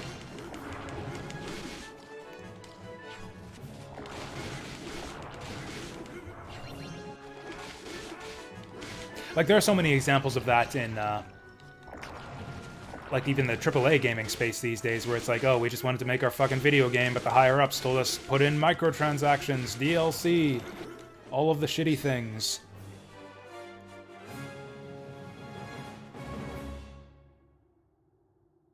Like, I remember hearing that story about Middle-earth Shadow of War, supposedly. Like, the whole crappy post-game grindathon was like a mandate from higher-ups at the company that, no, we must have some sort of endlessly grindable bullshit that people will spend money on.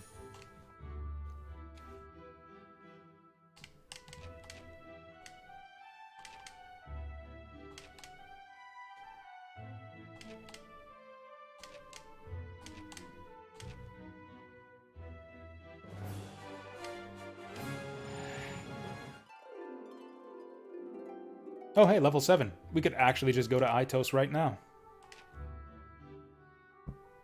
Leave the people to their own devices. Fuck that. Seal this monster lair.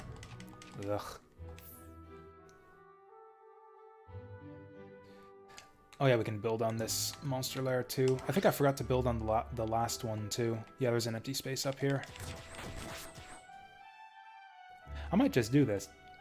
Might just do that. I might just go to Itos right now, just to see what it's like.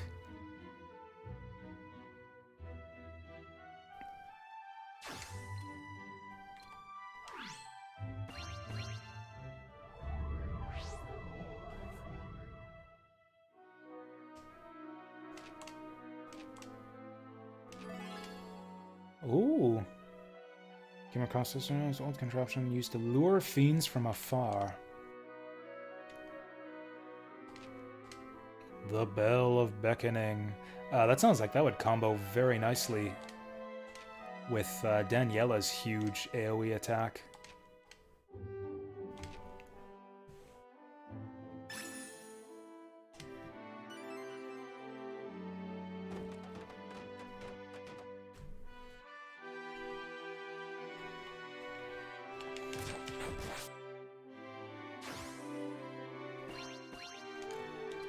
Anyways, it was a pretty slow day at work today.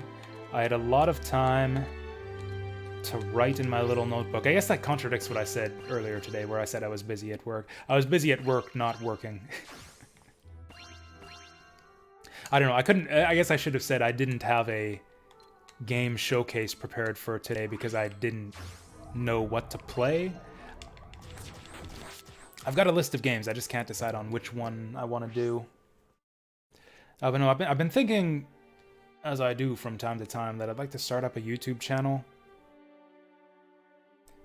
I enjoy the streaming and stuff, but it's just... like, it's not going anywhere. It's like I've been bitching and complaining about lately, or you know, I try to avoid talking about it, but, like, you know, viewership and channel growth has been stagnant for about the last year or so. And I can hardly blame anything for that other than myself, really. Like, I don't think there's much of a audience out there for like 12-hour streams where I just play a video game and talk about it. Like, I don't really do anything else. I don't think there's anything to recommend my streams. I don't feel like I deserve an audience or anything. And just purely based on the fact that the streams are so long, I feel like there's good stuff that we do here. We have some good discussions about games, and I get to share some cool games with you guys. But I feel like a long-ass 12-hour stream isn't the best context to do all of that. And I don't know, I feel like a YouTube channel where I do like stream highlights or vlogs or reviews or something like that might be a better way to actually, I don't know, produce something of value out of all the time that we spend here. Cool, another horde mission. We'll wait for them to finish building first. Oh, we can build another tower. Probably another mage tower up here. Yeah, I feel like gatehouses are obsolete, since we can just build palisades to block the roads.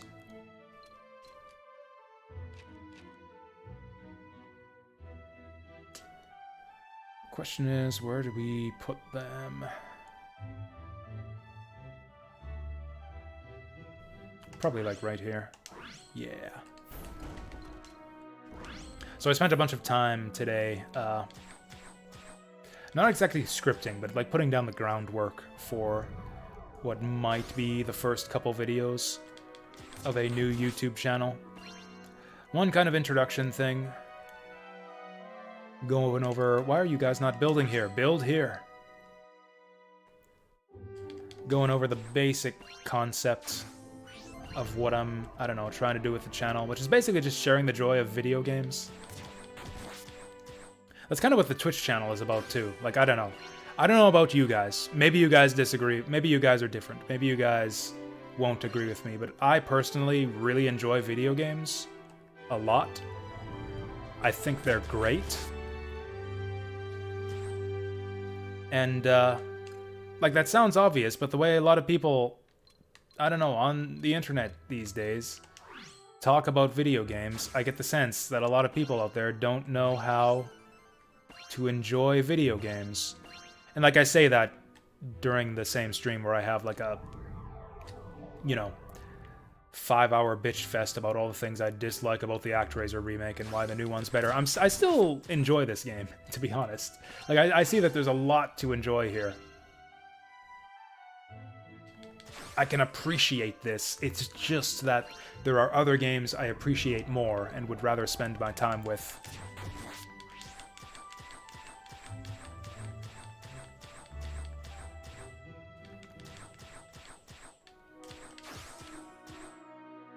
Okay, I don't need wood.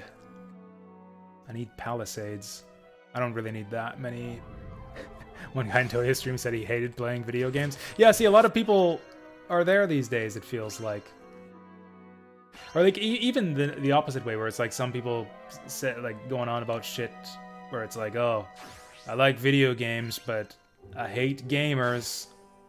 Gamers I could do without, and I don't know.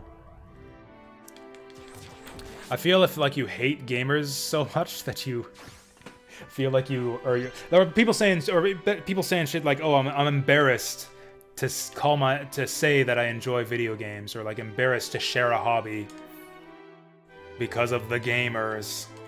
And I feel like that's an unhealthy mindset as well,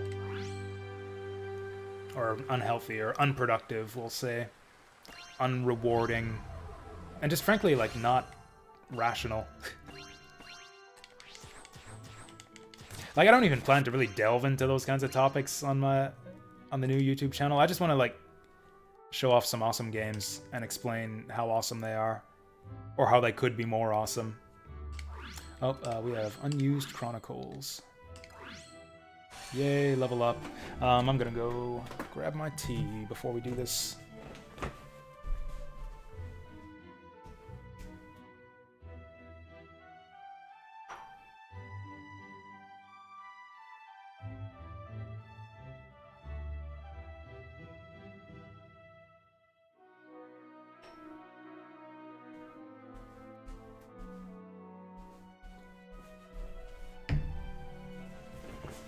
And yeah, I wouldn't just put videos like on my current YouTube channel, because my current YouTube channel is just a dumping ground for all the stream VODs. Like, it's already polluted with like hundreds and hundreds of just, yeah, videos of 8 to 12 hour streams. Just no one's going to be able to, even if I do start putting out content of quality, nobody's going to be able to find it among all of the crap that I have on my YouTube channel. So then, okay, start up a new YouTube channel, and the question is, what do we do as far as the name and branding and all of that crap? I don't like the Jasu Bakuhatsu name. I always thought it was kind of a shitty one. Oh yeah, I forgot about that Bell of Beckoning thing. How does that even work? Oh, Unique Palisades. So I've got a few ideas. We could go with the good old Jasu Review, just a new channel called The Jasu Review, which is the name of my old shitty podcast that I used to do, which was kind of the same concept, where I just go over all the stuff that I covered in the stream for that week and just sum up my thoughts on it. Midnight Gaming Society, that's not too bad. Not too bad. The other idea I had was Odyssey of Game, where it's like, I don't know, kind of like the Magnavox Odyssey, which is a game, console that I never played. And I don't know, the basic idea of like we're taking a trek down, whoa, the history of gaming, and like, I don't know, getting a sense of like, I have like a lot of projects I want to work on stream. Where it's like where I kind of explore the libraries of different consoles, explore different series. Okay. Oh, I should have, yeah, gotten all these guys condensed here. Oh well. So they're going to destroy all my workshops. Do we lose if they destroy all my workshops? Did those shitty extra objectives only exist on hard mode? Because on hard mode we had like 1 million objectives. Where, okay, you know what? I'm going to do a big wind spell. After 8 more seconds. Okay, can we summon yet? Okay, things are not going great to start off here. Oh, things are really not going great. Okay, let's do a big one. Big old Furt Storm.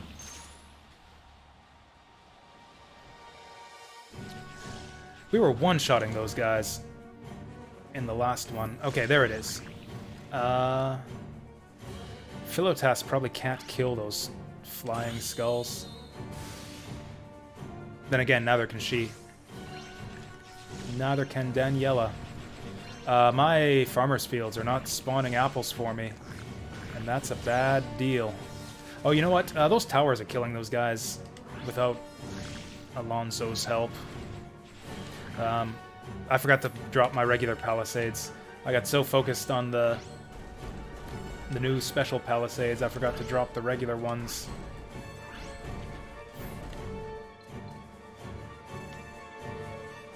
Oh, and I already dropped a regular palisade in a stupid place.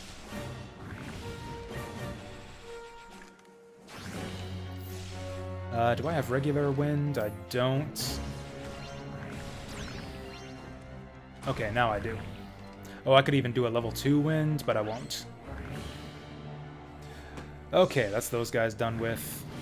I can't believe they haven't given us the mission almost over message yet. Have we lost anything important?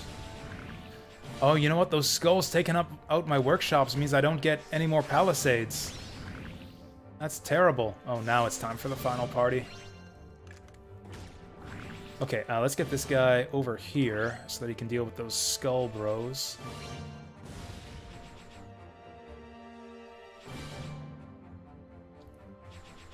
Alright, Skull Bros inbound. You know what? He hasn't built up his MP yet. Whoa. Oh, there it is. We got our 40. Gotta wait for him to group up. Oh, of course, they're just flying over the palisades. There we go. Oh yeah, so the other idea I had for a channel name was... I can't remember now. Halcyon Video Gamer something or other? I had it written down somewhere, not here.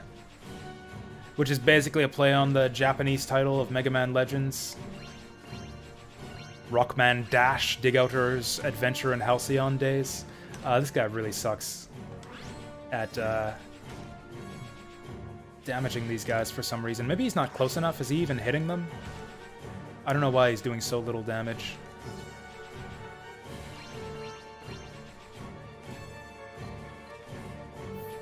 Oh yeah, these guys were weak to Earthquake.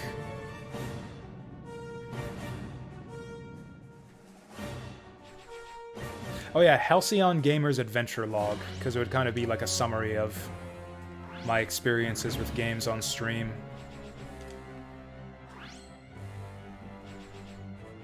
And then we get the reference to a game that I actually love in there, Mega Man Legends, which is one of my all-time favorites. I would add Midnight Gaming Society to that list too, to be honest.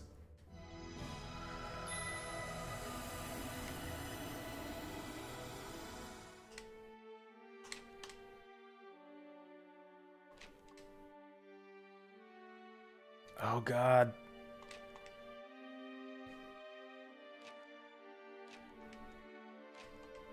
They took away our Egypt waifu.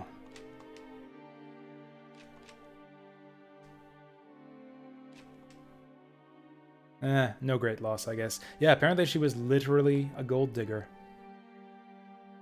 Got lured away from us just by a little bit of gold. Was that it? Are we done with this act already? That was less than half as long as the other ones. Man, switching to normal really does... You know what? No, I think we have at least one more. At least one more mission. Because, yeah, we got a monster lair to seal still. I think that's the basic format of each town, is you got 4 monster lairs and like 5 tower defense missions.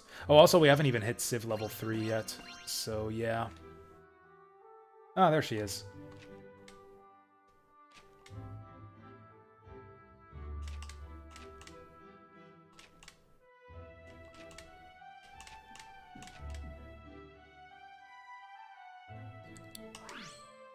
Alright, away we go.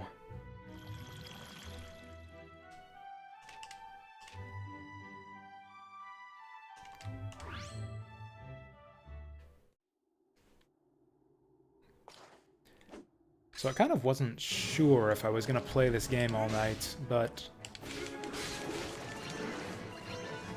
Oh, hey, this guy. We probably don't have to kill him. Yeah, we're just going for the orbs. Yeah, we can just ignore that guy. Whoa. Man, we have like... Whoa. Iframe. We have iframes through most of this attack animation. Like, this guy can't do nothing to us. Oh.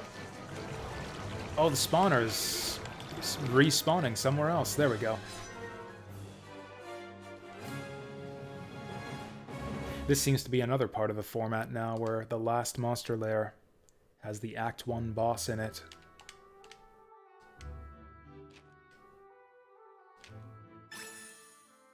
Eight forts. That's more forts than we've been able to build before.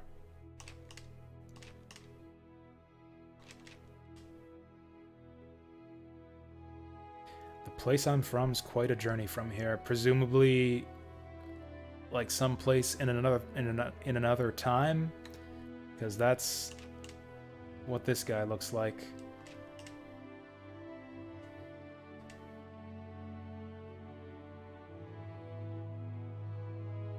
I'd have. I mean, it's a thing people say. I'd have thought I dreamt of it. I don't know if I've ever seen it in print in quite this form before.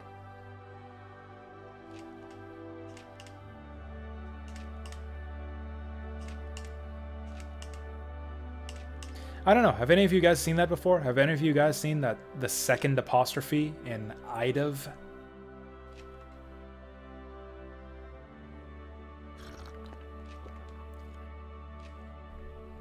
It's not like it matters. Like, I'd have is not grammatical anyways, and it's a thing people say. I just thought it was funny that I've never seen it printed that way before. Alright. Civ level 3.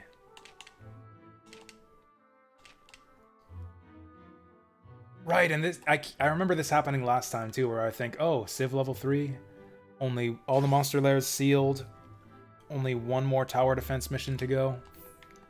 We're basically done this act.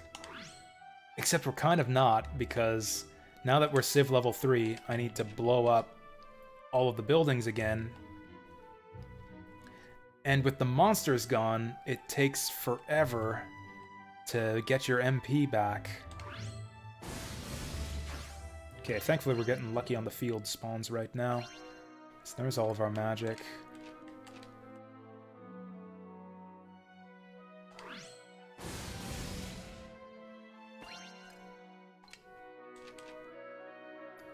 Cool, and actually the other thing is, yeah, now we actually have a big enough MP pool that I can just cast the spells one after another.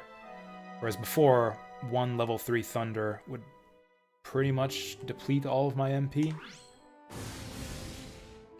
Yeah, now we can cast 4 of them, and that's pretty much all we need. I'll have to do one more after this. Actually, I'll have to do a couple more. Oh, it's 25, and now I don't have any fields to get replenished from. In the long run, this is better, because when they rebuild the fields, they'll be level 3 fields. So we'll get more mana from them. Build 3 level 3 workshops.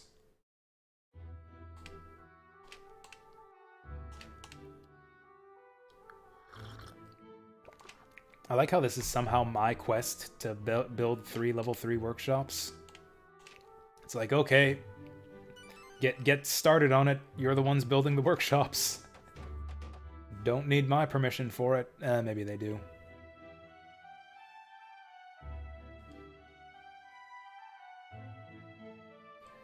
And yeah, now we just wait for them to rebuild. And then after we rebuild everything, I need to wait for them to deliver me enough wood to upgrade all of my guard towers to level 3, which actually takes a while because level 3 upgrades are quite expensive. Yeah, 200. Yeah, we get to do them one at a time. So yeah, this last phase of the town building actually takes a long time.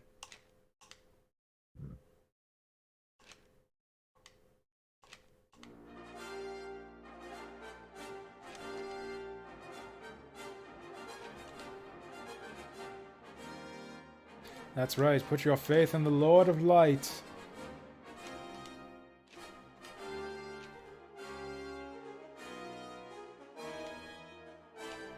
This guy's a false prophet. We should fucking smite him.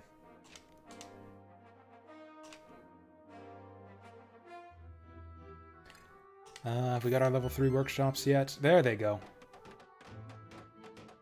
Maybe I shouldn't have destroyed all the fields at once. I think the fact that our population is so much lower now, because I destroyed all their houses, because there's fewer people, there are fewer people to build new buildings.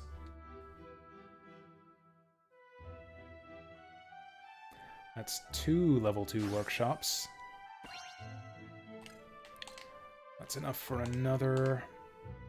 Ooh, another blockhouse upgrade.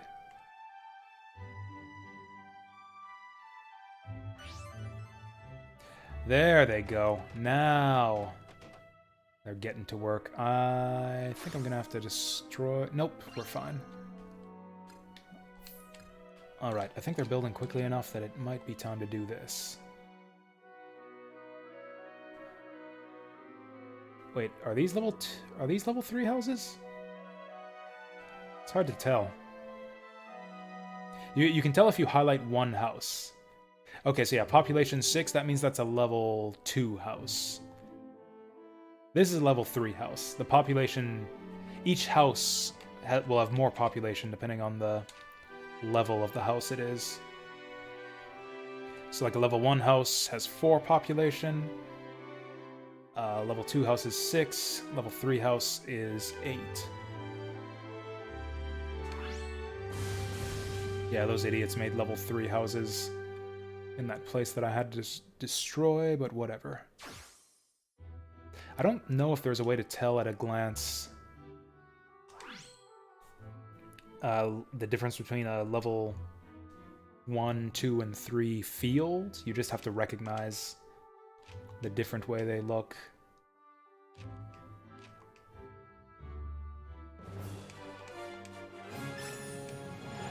Like, if you compare these two fields, you can see that one is different.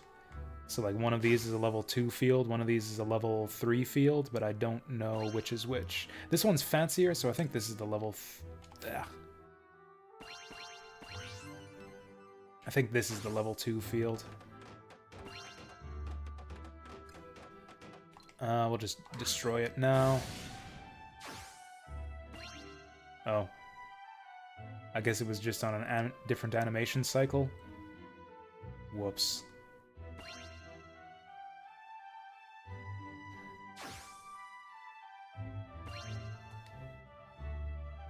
And yeah, now I have to wait for my MP. I guess you don't have to do this.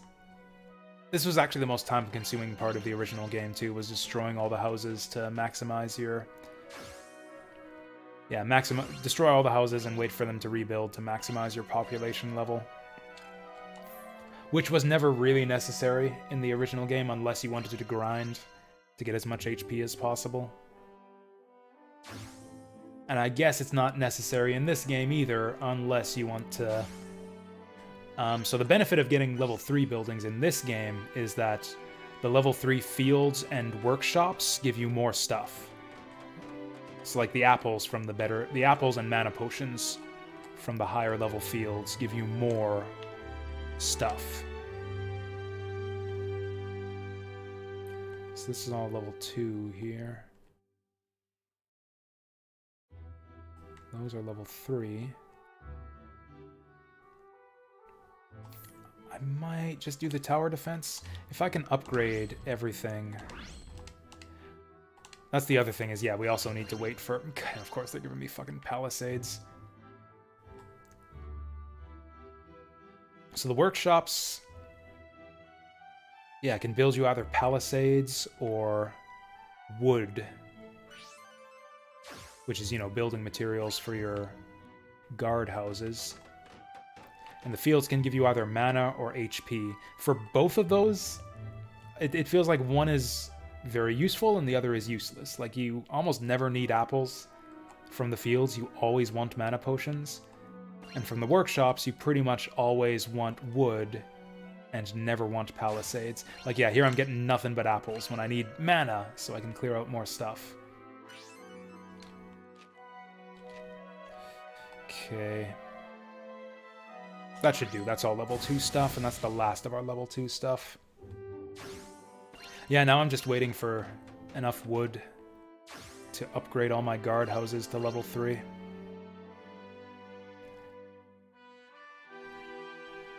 Which is which probably is totally necessary if you're playing the tower defense missions on hard mode.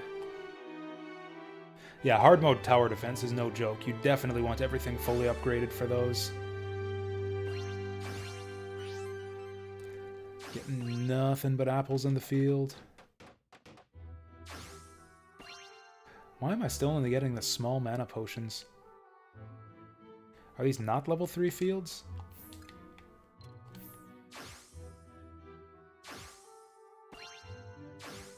There we go. There's our wood. Oh, do I have to rain on these to make them not shitty? Let's try that.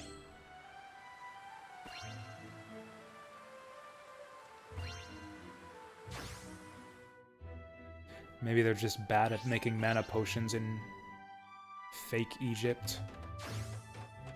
Okay, I don't want to do a random tower defense mission, so I think we'll just go and do the main tower defense mission. Can I do with one unupgraded blockhouse? I think I'll go for it. I think I'll try to do this with one non-upgraded blockhouse.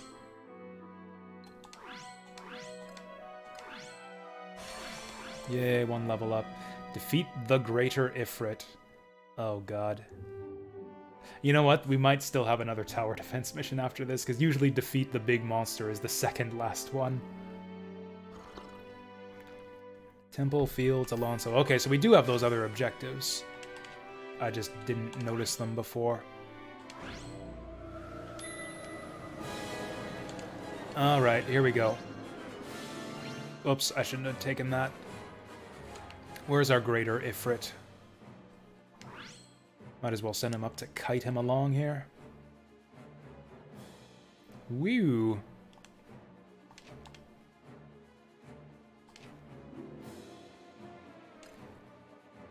If I fail this, I'll probably just switch the difficulty to easy.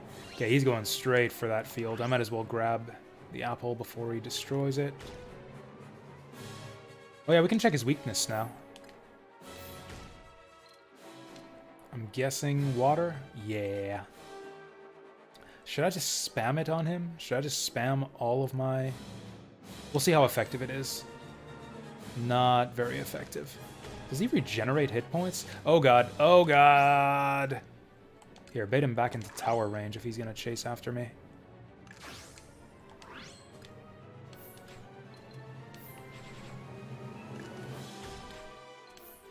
Oh yeah, sunlight... sunlight's probably not effective.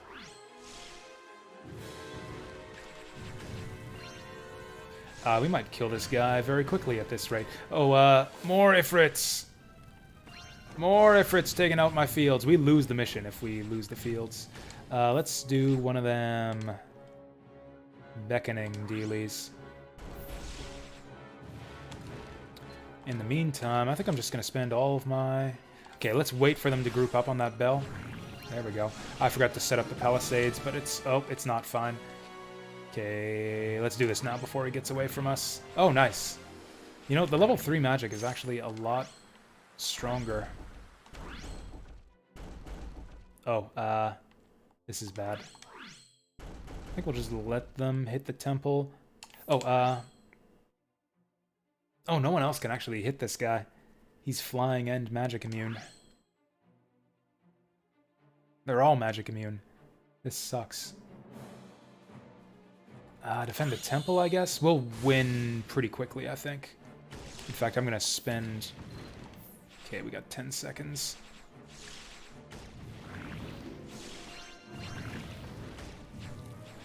We're a long ways away from losing on fields. Okay, losing that tower hurts us. Let's try to win this now.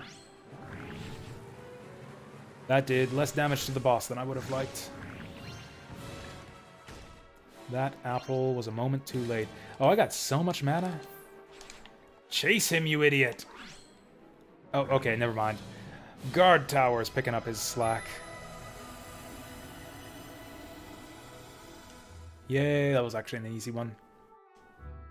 Now that I know about the elemental weaknesses on the enemies, that's really handy.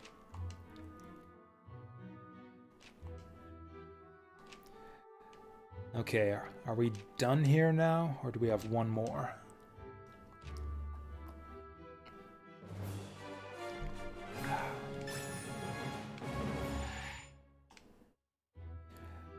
What level are we at now? We were at level 7 before. I could have gone to Itos much earlier. Okay, we're still at level 7.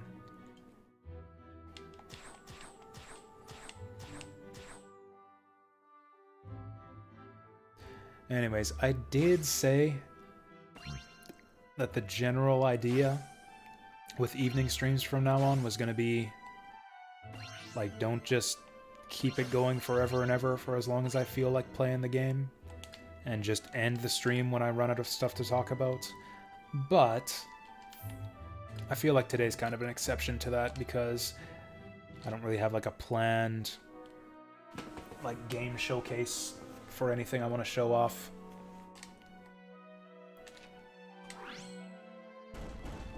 This is just kind of a chill, grind away an Actraiser kind of stream. I don't feel like I had a list of stuff to talk about, and we went through it.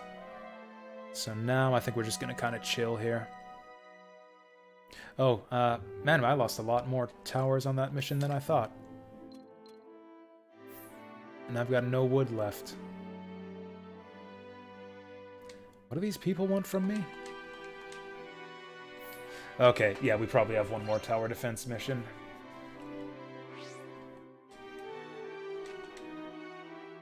Oh, 10 fruits, that's no problem.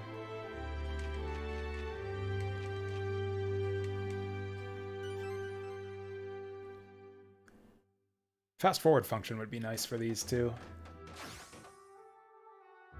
Oh yeah, this tower wasn't fully upgraded.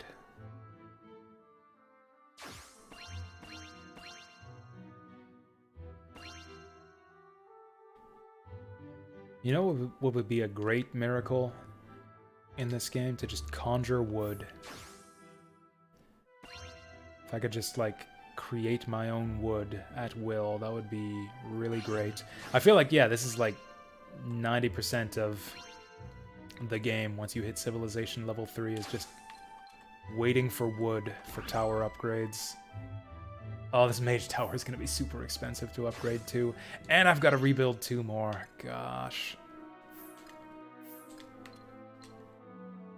Might just try to go without them. Maybe we can make do with just the level 1 tower. I guess it doesn't matter. We're not tower defending just yet. Yeah, I guess that's the thing, is we're literally doing nothing right now. We're waiting for the people to spawn apples. And we're getting nothing but mana potions. Still building stuff. What's he building? What's he building up there? Probably a house. Ooh, is that another field?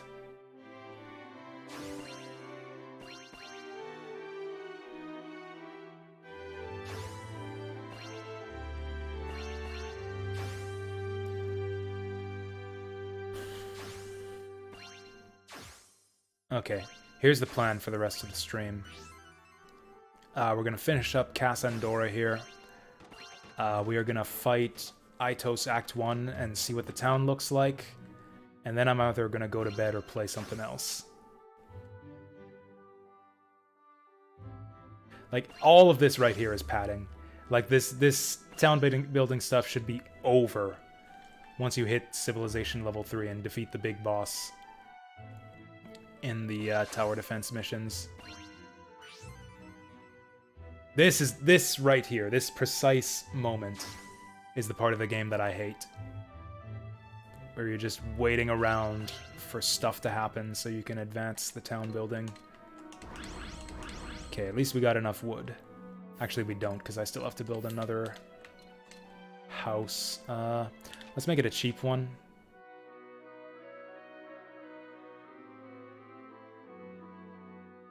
We can always build palisades. As long as I remember to build my palisades, we should be fine.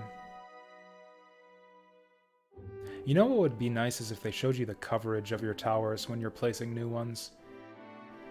It's fine. Like, the fields and workshops are very easily rebuilt. And I've got fields and workshops down here, so like if the objective is defend all the fields or defend all the workshops, we'll have these ones locked down pretty tight.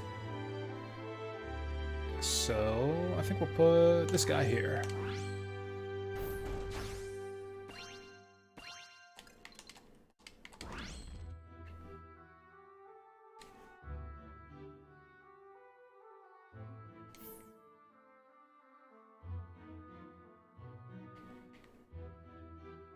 Oh. Another horde. Yeah, if every chapter had, like, 2 hordes, 2 or 3 hordes instead of 5, I would like this game a lot better.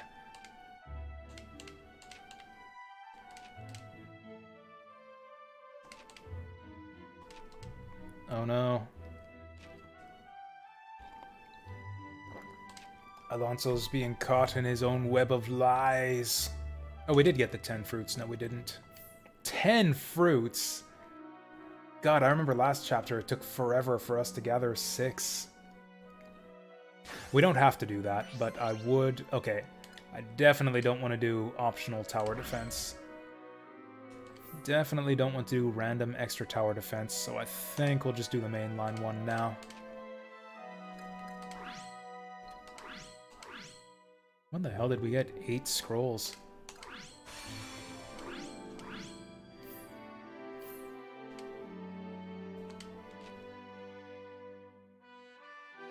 I wonder if they would patch this game. Like, so many games these days get patched after release. Maybe if I complain loudly enough on forums or something, they'll, like, I don't know, scale back the town building stuff to something a bit more manageable. a little bit less time consuming. Okay, let's not forget the palisades this time.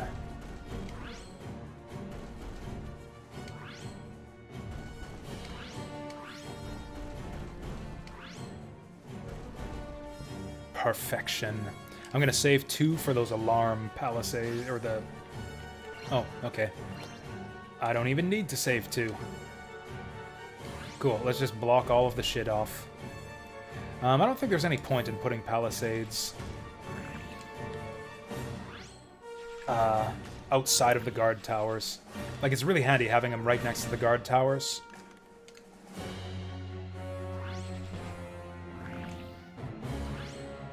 Because then the enemies get stuck there and you get to keep shooting them. Oh, this is a problem. We'll be able to summon right away, though. There we go. Is there any reason to bring in the mage girl? I like Philotas because he can kind of serve in as an extra palisade.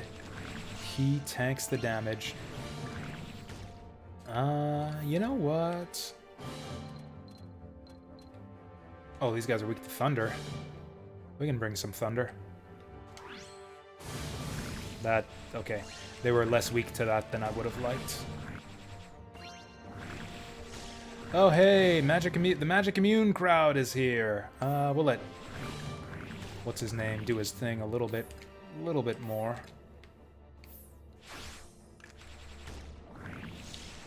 Our boy Alonso is kind of shooting in the wrong direction here. Kind of falling behind on his workload. There. Okay, hopefully the guard towers can handle that. We need these anti-magic guys under control. What else is going on here? Does that work on the palisades? It doesn't. Oh, God. Actually, no, we got more towers there. That's fine. Oh, he killed all of them. No, he didn't. Do we not have more palisades? Maybe I should have placed more of them after all. Oh, they're going around. They're going to the place where they can get through around the palisades. This is a lot of enemies. This is a fucking lot of enemies. Oh, we're about to lose it. We're losing it, bros. Man, this is just a pure enemy spam mission. Okay, can we rebuild that? Oh, cool, and they just start attacking it again immediately. Perfect.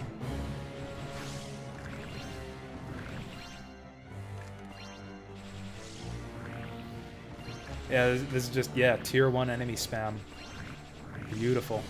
Oh, Alonso is probably going to need some help with that.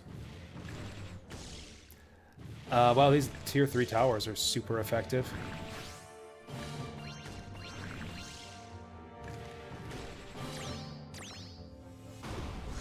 God, I can already tell this would be impossible on hard mode.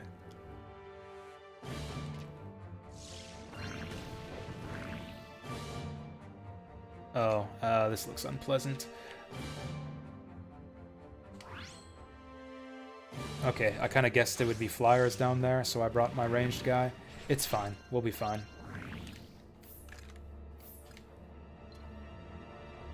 Oh, I already built there. Oh yeah, we got mage towers in the center, though. We're fine. What the hell? This is the easiest tower defense mission yet. Oh, they're weak to Earthquake, too. Earthquake's really expensive, but... There we go, that works out. Actually, hell, I got so much MP, I might do another Earthquake.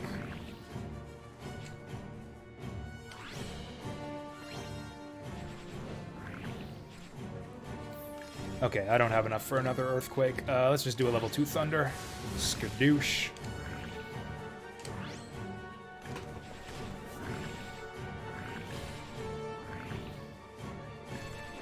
Sweet. Hey, we got the whole gang on screen here. Just about. Leonidas, or whatever his name is a bit cut off. But yeah, Angel Bro, Gun Bro, Axe Bro. All here together. Oh, this guy also bucks the trend of the hero of the chapter using the same weapon as the boss of that chapter. Because yeah, the Fillmore hero used an axe, same as the Minotaur, who's the Act 2 boss of Fillmore. We got the Magic Girl in the same chapter as the, like Bloodpool Act 2 has the Mage, who turns into a wolf as a boss. I guess the boss of Cassandora doesn't really use a weapon, it's just a giant sarcophagus face, a giant King Tut.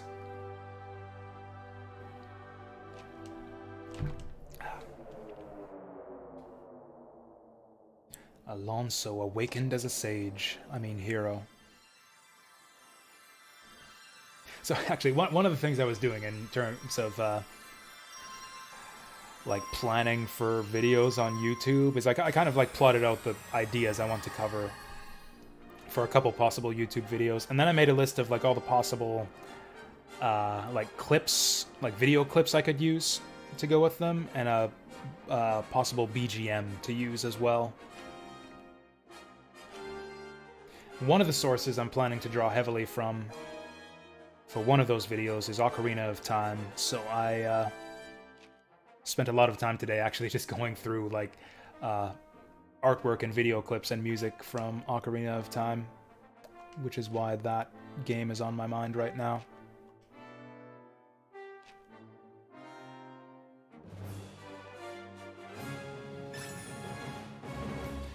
God, this gun guy is like gacha personified. He looks like he stepped like straight out of Shadowverse is the one game actually, he literally looks like a Shadowverse character because they had a Wild West set in Shadowverse. Like, you could tell me that, yeah, Alonso was a crossover, like a cross-promotion character with Shadowverse, and I would believe you, because he looks exactly like someone from that set. Are we ready to go yet? Surely I have 10 apples by now. Nope. Yeah, it's because I've been getting nothing but mana potions. Can we seriously not go to the pyramid yet? Like, is this a joke? Is this game trolling me?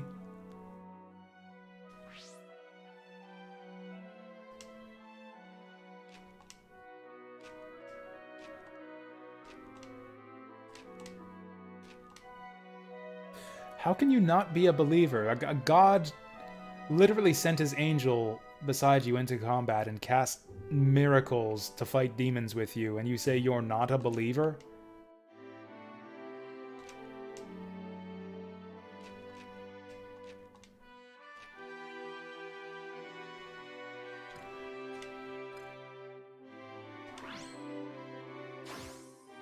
Yeah, we easily have a population of 500 or greater. That's probably a sign that I'm grinding these town segments a bit too much. Although I don't know how to like speed these up or not grind through them. Like, most of the time I'm just sitting here waiting for stuff to happen and the town grows on its own.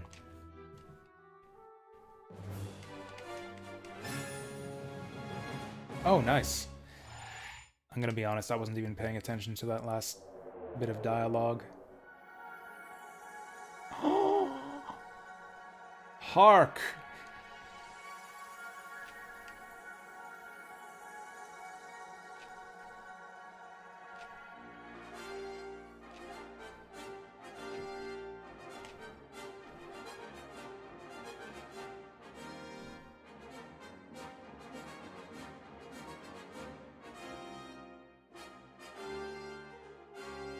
So I guess that's the idea in this game, is that the Lord of Light can't manifest until the people's faith is maximized. That was kind of a thematic thing in the original game too, where it's, yeah, your god or the master draws power from people's faith, which is why he levels up the more population you have. The population didn't block him off from going to the act. Are you kidding me? I need apples right now. I need apples to clear our last mission. and they're giving me nothing but mana potions. I'm at full mana, and they're giving me nothing but mana potions. This is ridiculous. We can probably just ignore it. We can probably... I think I'm on the verge of a level up, though. Oh, no, we just leveled up. That's right. In that case, I might as well go for it.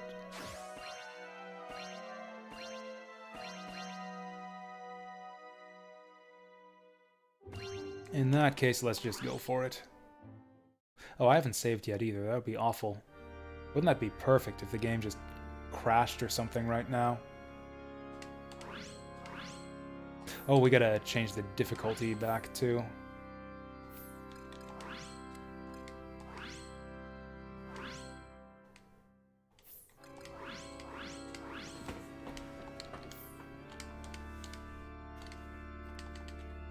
For some reason, the cancel button doesn't work on the save screen. You gotta hit select again. Got a new magic spell to play around with here, too. Starfire was the most OP spell in the original game. It did like a rain of fireballs, and each individual fireball would deal damage, which was great for some of the big boss characters, because you could like get all of the fireballs to hit the boss. You'd take out like half of a boss's health in one hit. This boss in particular was, yeah, great for that spell. This music right here, this was the music for Fillmore Acts 2 in the original game. I was afraid they just cut this music from the OST.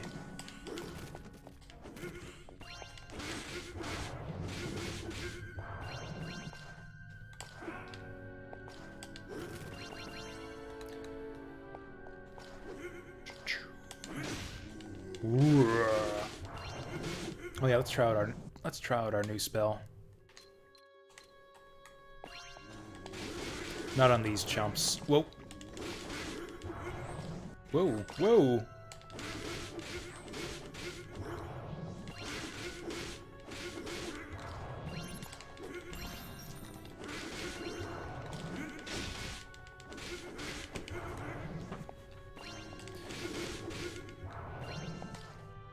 It really does seem to me now like I'm overpowered for these action segments.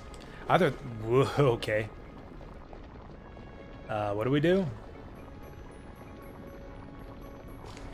Can't break it. I guess it'll break on this thing? Neat. Oh yeah, I still have environmental effects turned off. Just out of curiosity, what is the environmental effect? What is the environmental effect on this stage?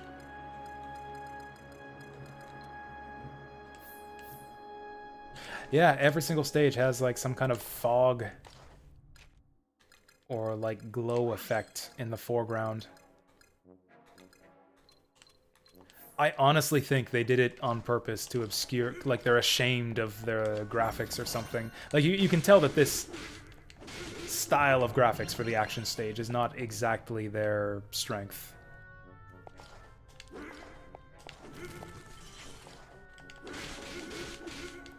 I really get the impression that the developers were like trying to hide their shameful graphics behind layers of like fog and sandstorms and stuff.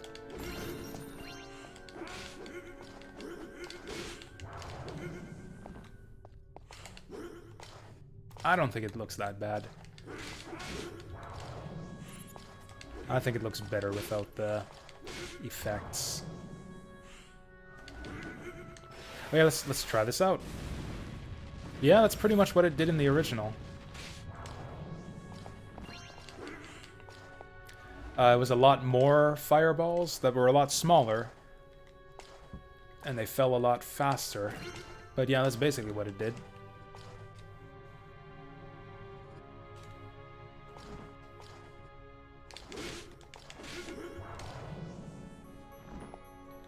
What was crazy, too, is that all the magic spells in the original Actraiser had the same cost. Because, like, there was no MP system like in this game. Like, you just had a number of magic scrolls, and casting a spell costs you 1 scroll.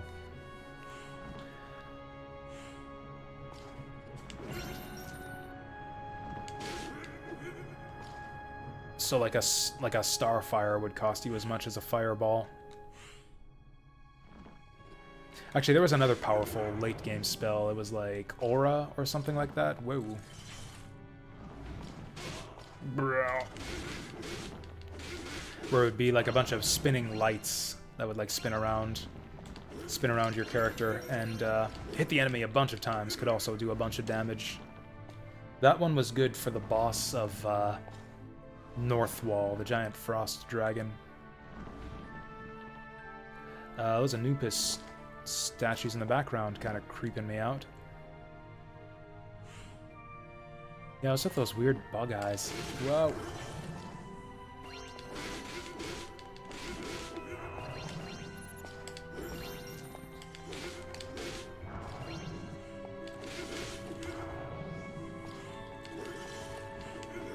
You know, I didn't make this connection till now. Those little floating skull heads are the same skulls that attacked the town in the tower defense sections. Comes off as a bit lazy that they're reusing enemies between the action stages and the overhead segments. The original game did not do that. The overhead segments had completely different enemies, a completely different graphic style from the action stages. It's a little bit shameful, to be honest. Yeah, we got the skull bats, the skulls. We even, the glow skulls. We even saw Ifrits in the last stage.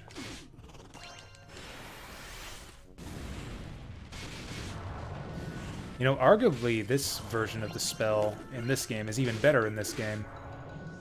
Yeah, this game's version of Starfire is maybe even better than the old one, because you get iframes throughout the whole thing. I don't think any of the spells in the first game gave you iframes. Maybe Aura?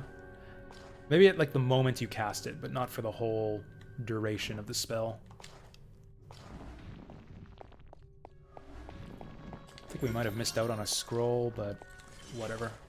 Magic scrolls aren't as important in this game as in the original. We still aren't crystalled up yet.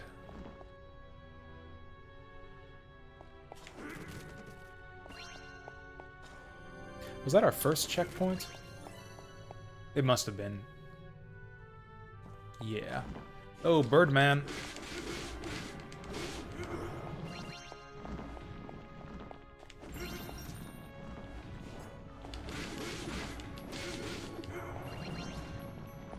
Honestly, I'm falling less in love with these action stages the more I play this game. The way the enemies get stun locked kind of trivializes everything.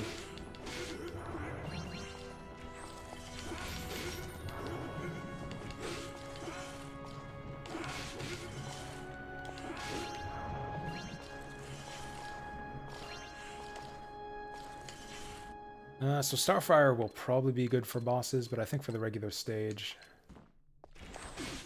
we just want regular spells.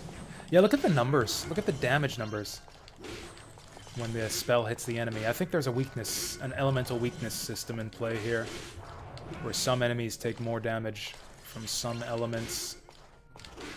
Because yeah, we got yellow numbers here, and red numbers for a bunch of the other enemies.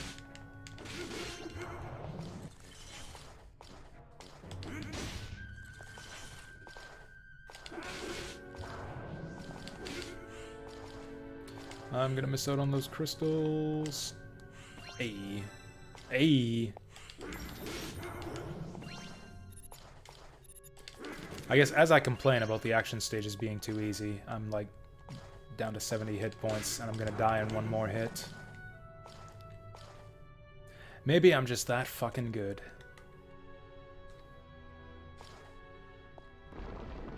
Uh-oh. Ooh. Oh, here we go. Here we go.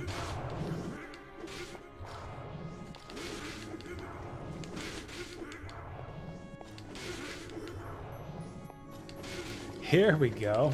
Oh gosh. It's a good thing I picked up that apple before. Are we done? And then 20 mummies. Are we done? There's like one straggler over here, isn't there? There we go.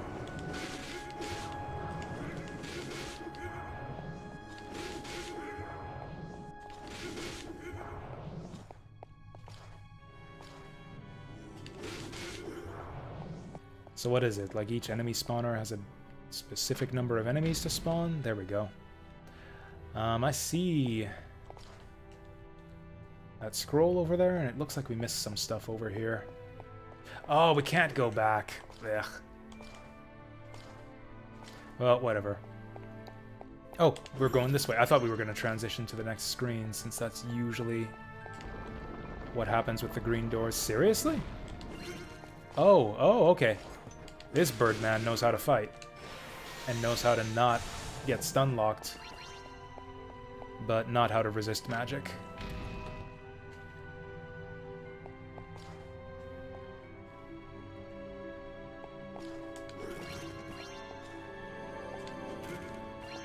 I really do like the magic in this game. It doesn't feel overpowered like in the original, which I guess was, you could argue, is kind of a fun of magic in the original game. Really, magic was useless in the stages in the original Actraiser. It was mostly just an OP boss-destroying tool. Okay, let's see if Starfire's as good here. Oh, excuse me, Wrathful Starfire. That's some damage. I want to wait for him to go all big like that. Is he going to go big? Okay, fair enough.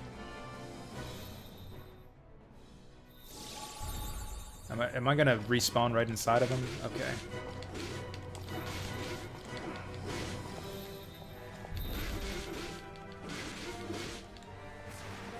Okay, now let's go for it.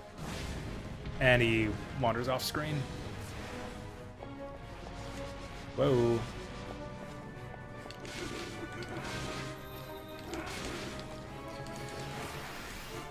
Why does he keep doing that? Okay, that wasn't too good.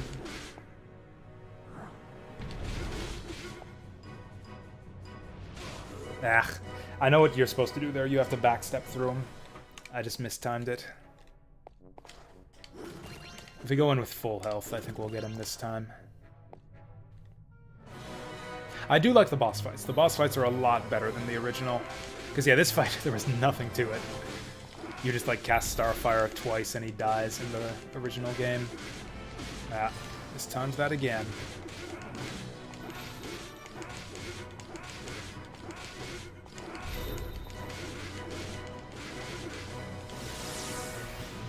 I'm doing this just to iframe through that. Oh, that was lucky.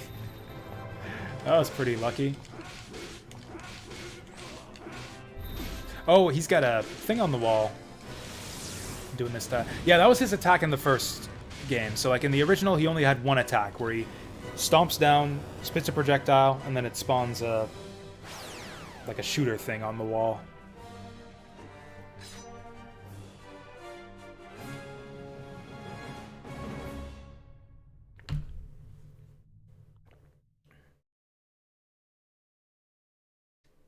Yay! Rejoice, brothers and sisters! Miss Cassandora has a beautiful smile.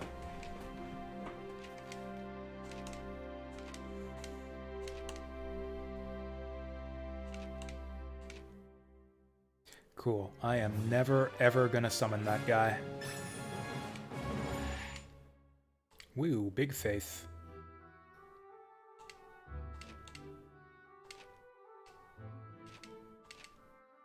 I mean, he says that. Yeah, 2 other realms, but...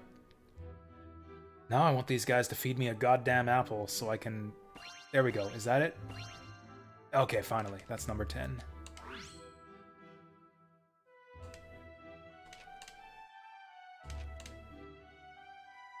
Yay, we got the harmonious music. I loved this music in the original. It was like some kind of organ theme from what I remember.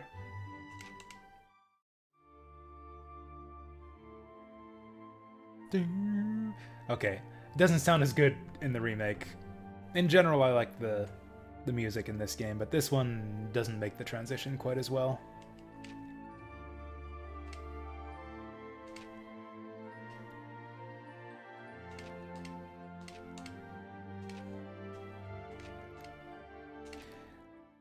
I think it actually permanently replaces the town music in... I think it's Bloodpool. Yeah, I think Bloodpool is where you'll eventually have to use the music. Anyways, I never did this, but I wanted to check out the SNES style music in this town. Oh. I was just about to say that this is probably the weakest town theme that we've heard so far. I don't like this as much as the Bloodpool town music or the original town music. When you switch to the SNES style music, this sounds way better. This is actually pretty great. Should I just keep it in classic style music the whole time now?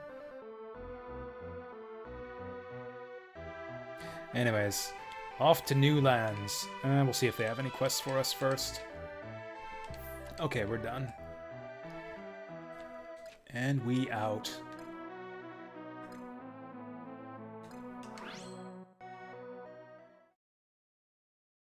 So yeah, we can do Itos right now, and if I can quickly get to level 9, we might try Marana as well.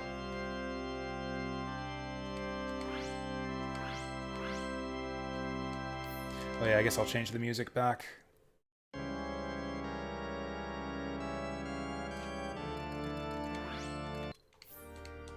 I actually completely forget what Itos is like. It's like I said before, it's kind of the most... Itos and Fillmore are kind of the most generic lands in the game. I think this was the mountain one.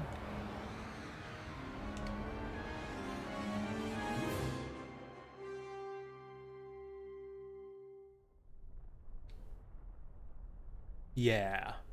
I remember this place. I forget who the boss is, but I remember the level. Yeah, it had the kind of mellowed out music, too.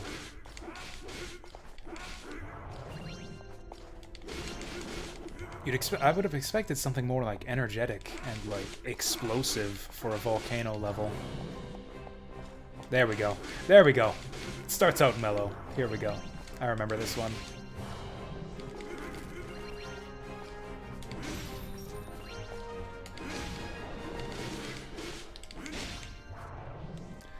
Is it safe to drop down there? Probably not.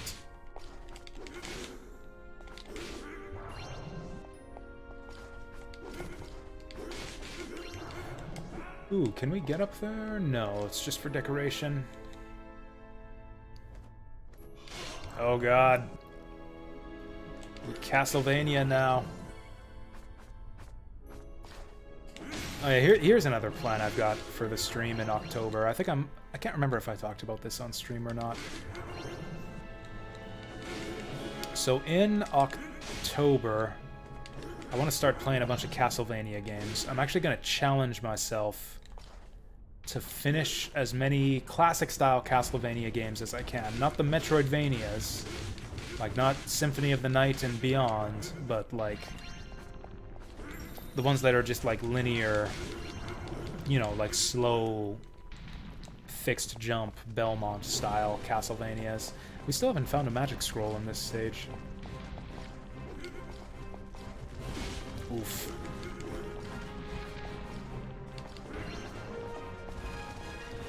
I don't know, I thought it might be a fun thing to do. It'll give me an excuse to go back to Castlevania 3, which is a game I'm kind of ashamed to have failed to beat on the last time I tried to stream it. Gives me an excuse to play Rondo of Blood, which I've been wanting to stream for a while and never had a chance. So yeah, we might just... And then, yeah, Castlevania Rebirth, which is another one I've been wanting to show off on stream for a while.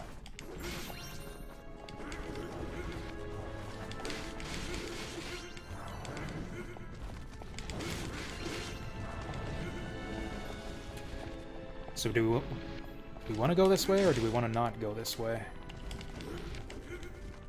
I want to go the other way.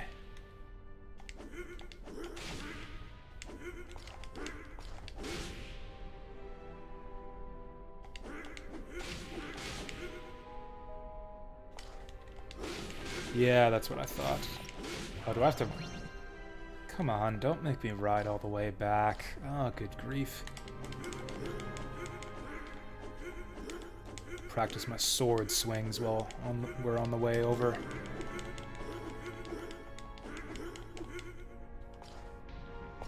Actually, from what I've been reading online, a lot of people don't like the way the sword, like the voice for swinging the sword in this game, the like that sound. Apparently, they think it sounds weak compared to the original. I don't know. I thought it sounded all right. Friggin' Tengu. I don't remember this guy from the original. Is he a mid-boss or just a pain-in-the-ass regular enemy? Geronimo! Oh, we only take 50 damage for... well... okay. Oh, we have fire equipped. I wanted Starfall? Yeah, let's see how this works on him. Well, okay, that was overkill. Whatever, he deserved it. Pain in the ass. Oh, that was a mid-boss chamber. Or something, kind of. Have we hit a checkpoint yet? If we're at the boss already, that's not good for us. Okay, looks like we're not.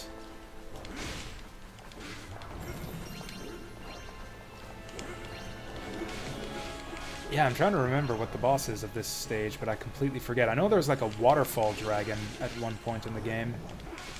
That's obviously not going to be this stage.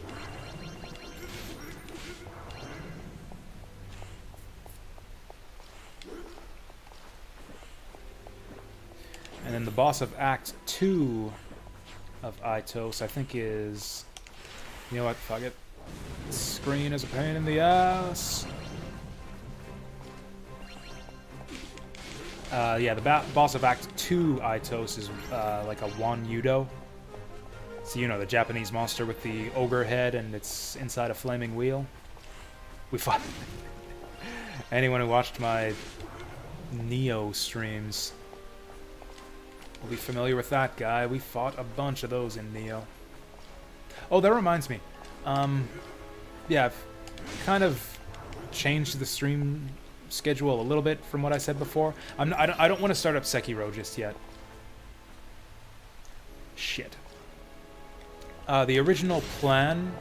okay, I was hoping that would be a magic scroll, but whatever. The original plan was that we would do the Neo DLC last Friday, and then start up Sekiro this week. But this game, Actraiser Reborn, Remastered, Renaissance, yeah, the last one, Renaissance, dropped on Friday, and I bought it and streamed it instead of that. And I still want to play the Neo DLC, so we'll do Neo on Wednesday instead of Sekiro, and then depending on how long it takes to clear the DLC, we might do Neo on Thursday as well. Oh, this was the waterfall dragon. Why is the waterfall... okay, this... why is the water dragon the boss of the volcano? Whatever.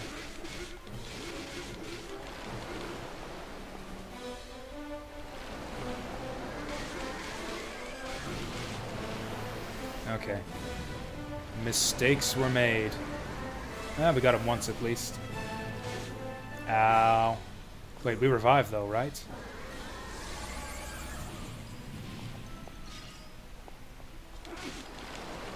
Well, okay. This is how it goes every time. I make it to the boss with like half my life gone, and then we die. And then I get my life refilled, and then we kill him.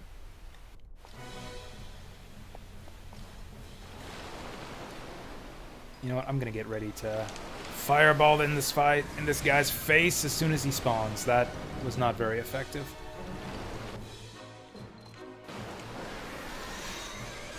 That was also not very effective. That was okay. I think he's actually weak to Starfire. Oh, I thought he was gonna spawn up right next to me. Oof.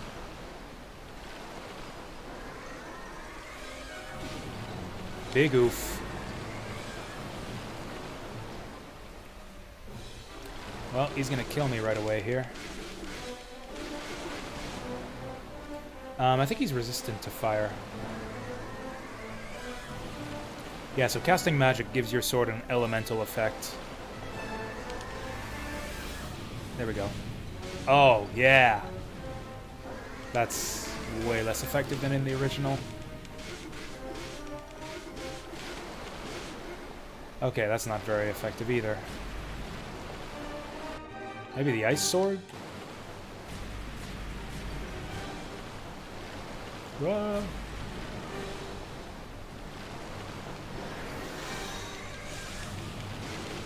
Okay, okay. So red means resistant. Most video games, red means big damage. In this game, I think red means resistant.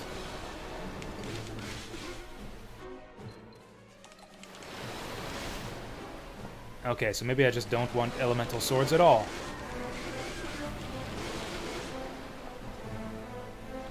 Maybe we gotta hit him in the head. Oh, that's it. You gotta hit him in the head. Fuck that. That's not safe at all.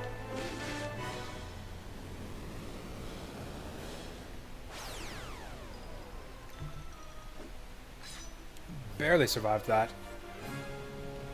Okay, if we get Faith for this, we'll probably get a level up, and that'll be enough level up for us to go to Marana. Scope out the Marana babes before we change to a different game.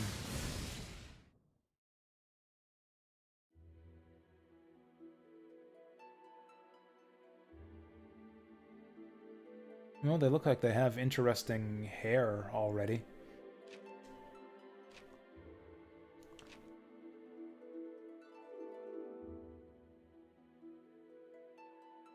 Oh, they're Japanese?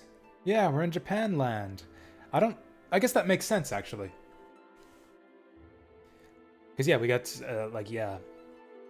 water dragons and Wanyudo up in these lands. Actually, I think I speculated in the original Actraiser that, yeah, maybe it's that the different regions, like, draw their bosses from different world mythologies, so maybe it's that, like, Fillmore is meant to be Greece because it's got the Centaur and the Minotaur. Maybe this place is meant to be, like, Japan because it's got the Wanyudos and serpent-like dragons.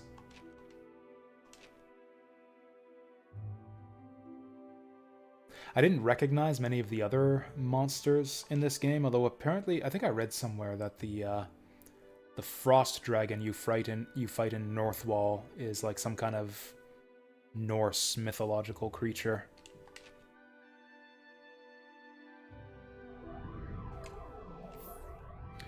So it looks like we didn't get any faith for that. Well, we're back to lightning bolting things. That monster there looks like it's got no defenses. Never mind.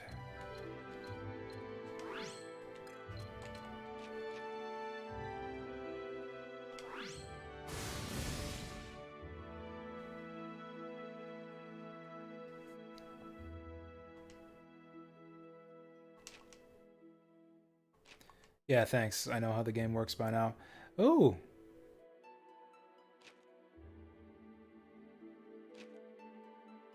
Oh shit, it's Migrana! Why is she a ghost?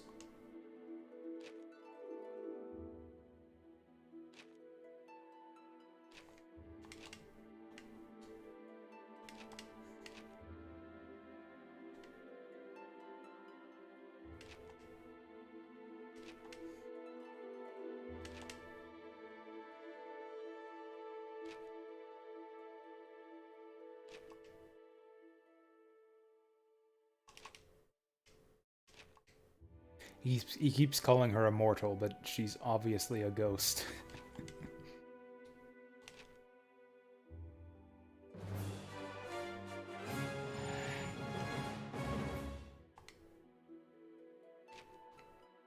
Like, doesn't that mean that she's, you know, alive after dying? Isn't that, like, the opposite of mortal?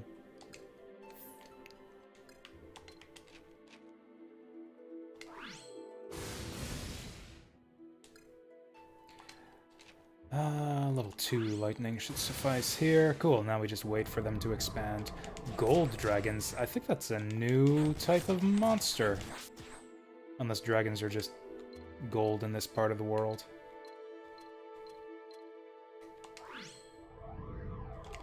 Oh no, they got blue dragons too.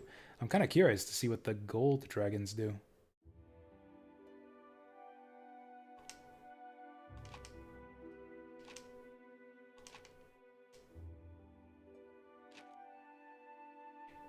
What about the volcano?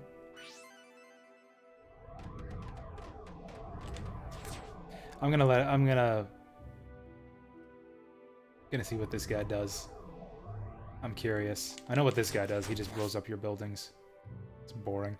Oh, is he trying to kill me? Oh, these guys are harassing me. Jerks. Trying to crash into my angel buddy.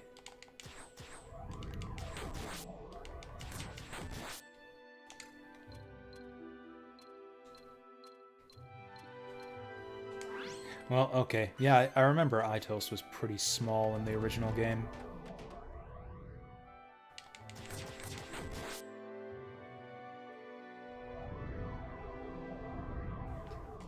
Do we have an objective now?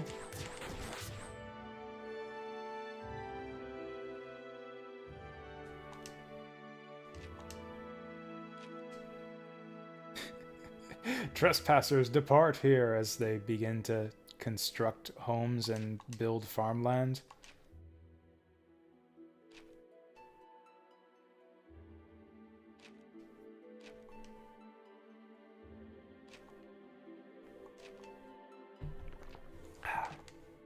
Oh, here we go. Lair of Fiends. Now we're talking.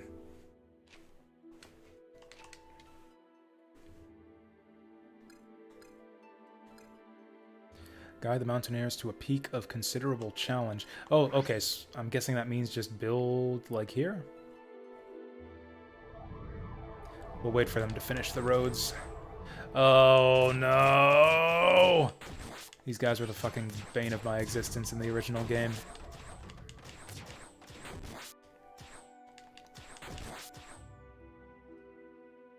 Yeah, the skulls were the most dangerous enemy in the original Actraiser. Can I just take out any... Oh yeah, I can just choose which one I want to destroy. I don't have to do them in any particular order. Okay. At least we have that element of choice going for us. I'm gonna totally wipe out that skull there. Or I don't know, he gives us the most SP though.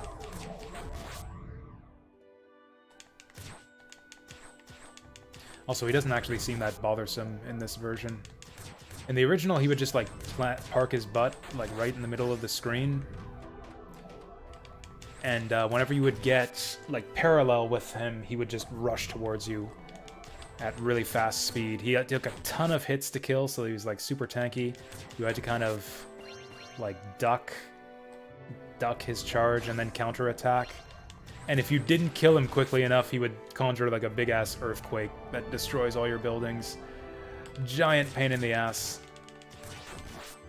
So yeah. Fuck skeletons. Do we have to destroy anything else here?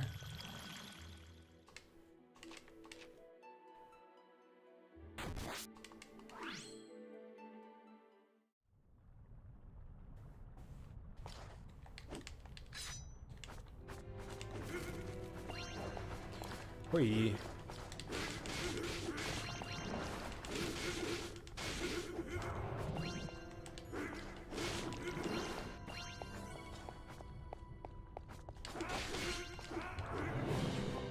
It seems like we only... Yeah, some of the enemies have that fire effect behind them.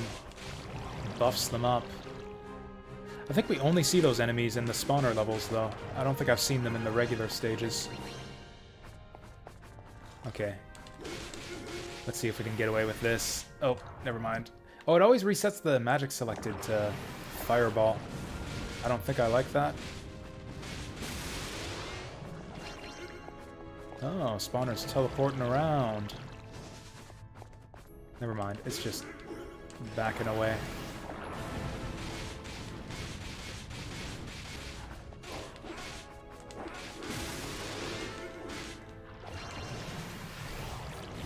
Yeah, I like this setup. Just spam that Starfire anytime things get too hectic. And we win.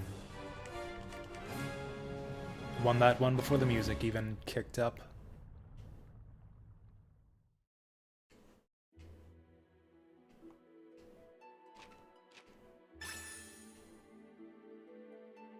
Okay, so the number of forts you get seems to be tied to the size of the map. This is a small map, so we only get 2 forts.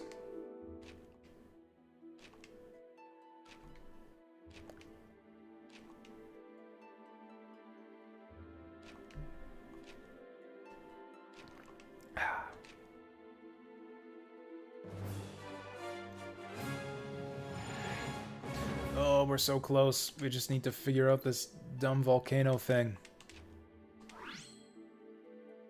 Oh, I'm missing roads over here.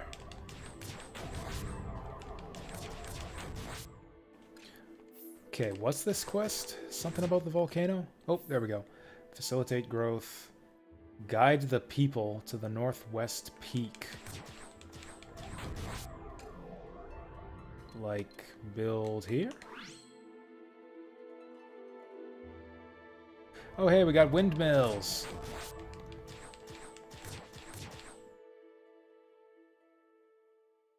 Yep, that was it.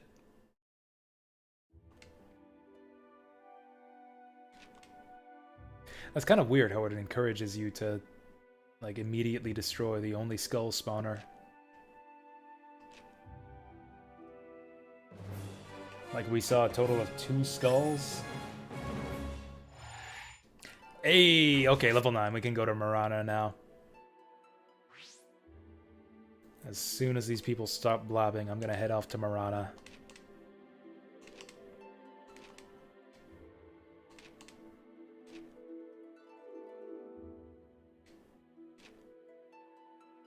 Mass 200 resources. Endure the Horde's assault.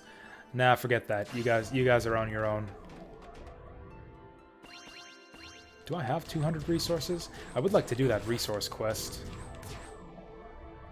Ah, forget it. You idiots are on your own. I'm going to the islands. We're going to taking vacation in the Bahamas. You guys deal with the hordes on your own.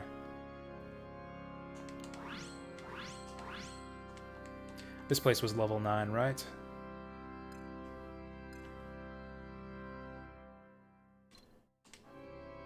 Yeah.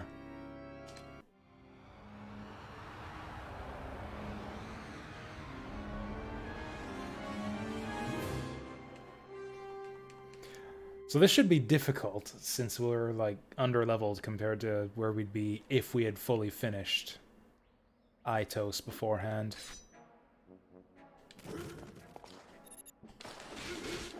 Oh yeah, I forgot to check out the SNES music for the last town. We'll go back there and check that, too.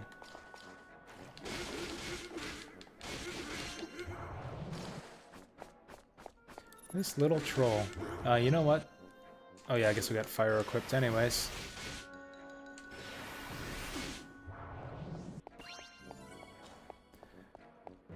There's a big gold thing to the top left here. We're gonna have to jump all the way back? Yeah, it looks like we'll have to go across a bunch of those platforms up there. Oh yeah, what's the environmental effect here?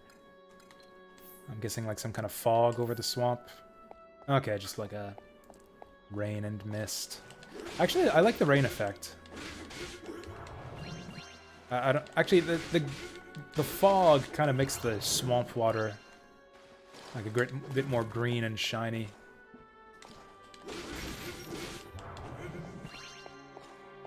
Everything else looks worse though, so I think I'm gonna turn the effects back off.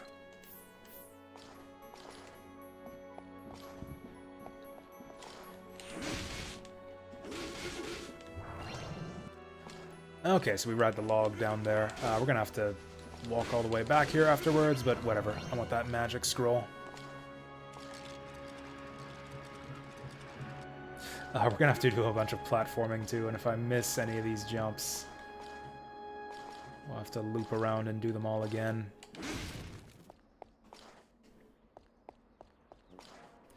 Okay, thankfully that wasn't difficult.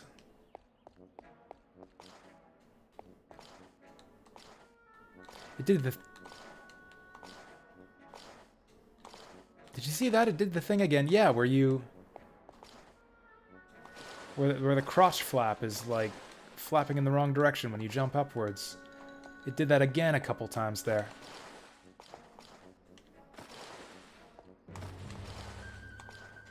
What causes that? There it is. It did it again. I think it's if you jump... Yeah, sometimes if you jump consecutively, it does that. Like, it doesn't properly reset the jumping animation. Ooh, well-timed fireball there.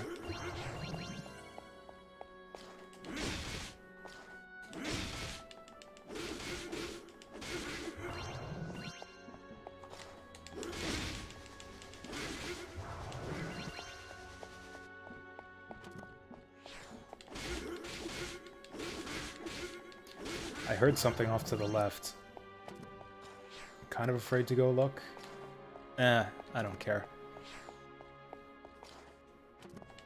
Oh, that's what it was. It's like an arrow spitting statue. We are gaining crystal points very slowly in this level.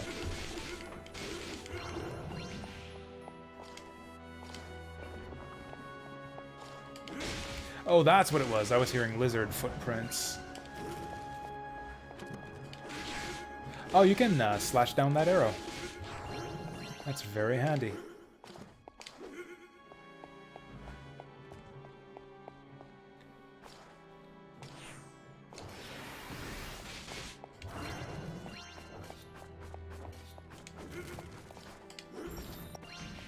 That was the easiest magic scroll to find in the whole game so far.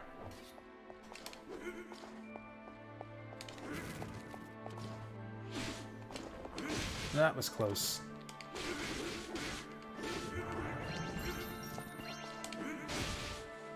I didn't even... Oh, that's dirty.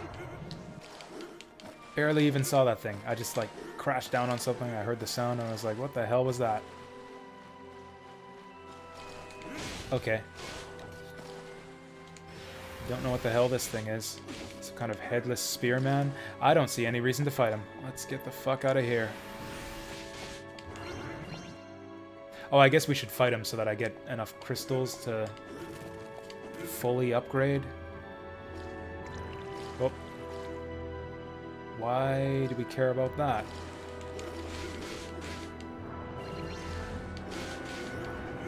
I don't think we've hit a checkpoint yet.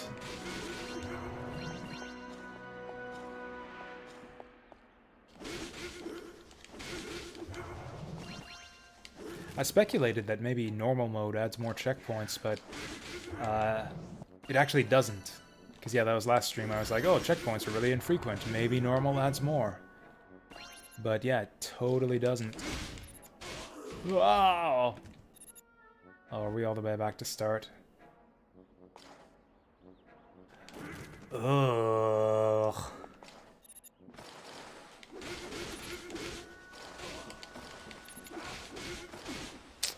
Okay, this level's got some teeth to it. I might not go for that magic scroll this time.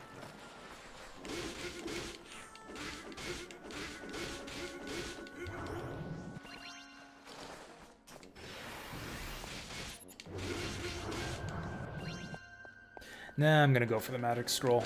Magic is really good in this game.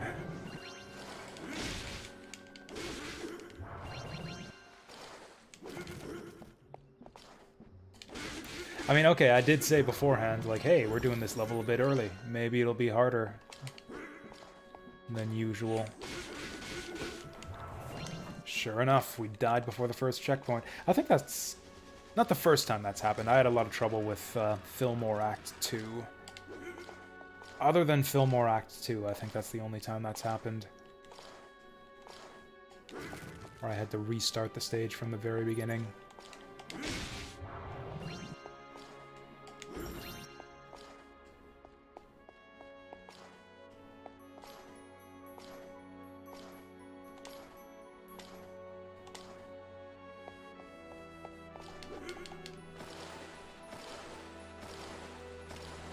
We must have been close. Like, we played a lot of stage there.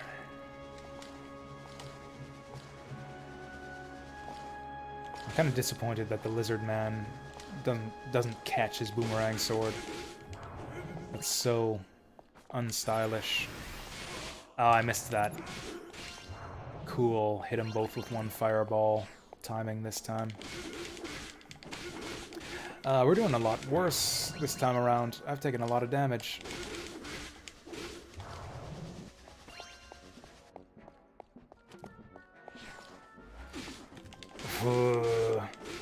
I keep getting the spitting statues confused with the jumping statues.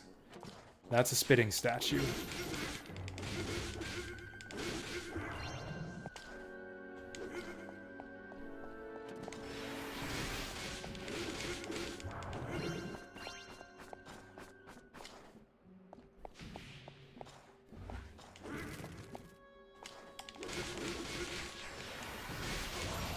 Oh, that was badly timed. We're probably hosed now. Man, I really wanted to see what the Marana townspeople looked like and what their music would sound like. I don't think I'm going to be able to beat Marana Act 1, though.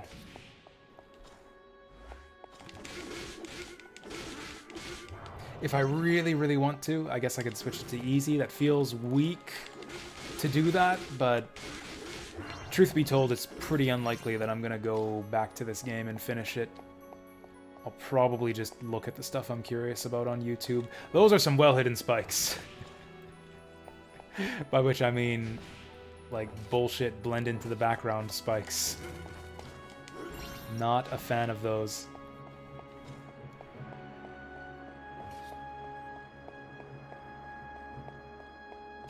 Is there a way to turn off those unnecessary HUD elements down there? It's like, thank you, I know how to backstep and change magic by now.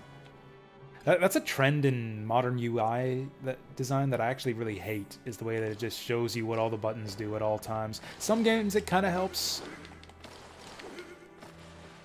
Like Legend of Zelda, for example, like Ocarina of Time and most 3D Zelda games, it kind of makes sense because you have several context-sensitive buttons, especially the action button, where, like, yeah, the action button and the C buttons, where it's the thing it does changes all the time. So it's totally fine to have the button layout and, you know, this display showing what the buttons do on screen all the time.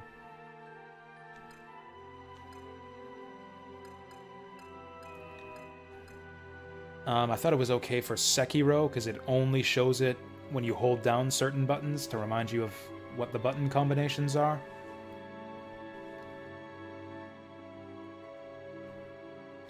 Anyways, it doesn't look like there's a way to turn it off.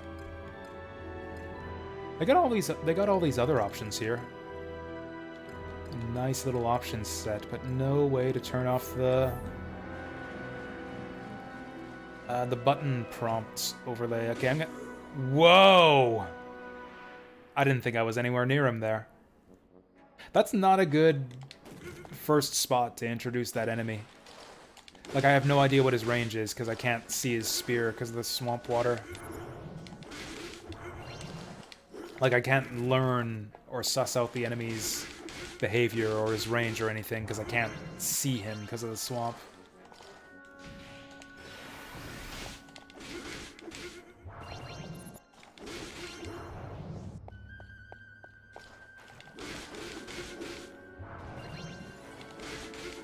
That's one of them, what do I call them? Game design microtransgressions right there.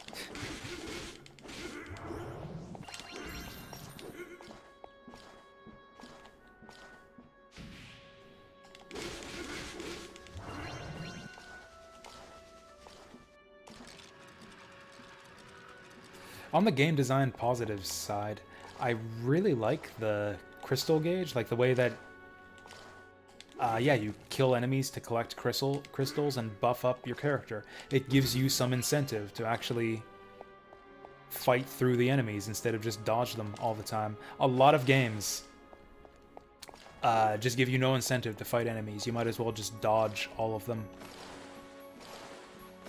I think this is a good system for encouraging you to stick around and fight. Would be good for more games to... Well, I shouldn't have taken that hit.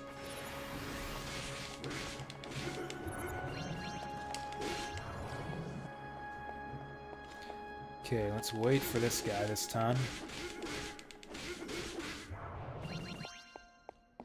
I mean, it's not like, you know, all video games fail at incentivizing combat. I think the most popular thing...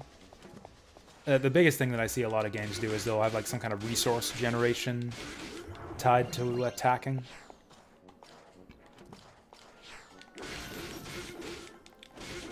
Where it's either some kind of resource you need to grind, like rupees in Zelda, gold and loot drops in Diablo. Oh, okay, that was just for decoration. His head is spinning around just for decoration. Thought we might be able to sneak up behind him.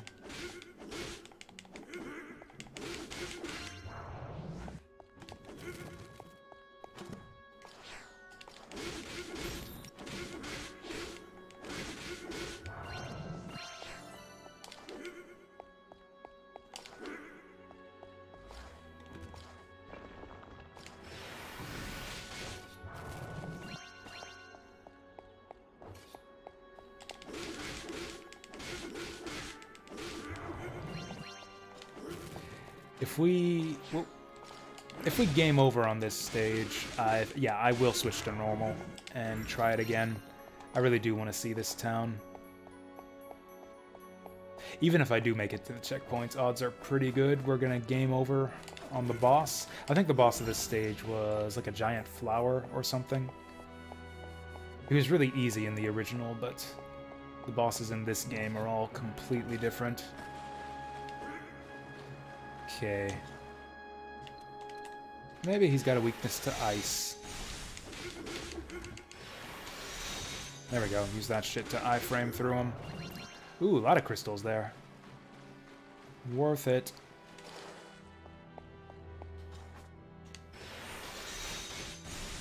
Okay, that means he's strong against ice. Yeah, man, I can't believe they don't give you a checkpoint here. It's brutal.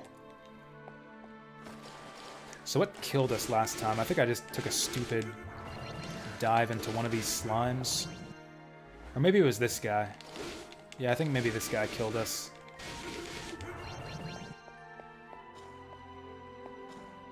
Oh, maybe it was this guy. Lizard Bro. Yeah, I think Lizard Bro killed us last time.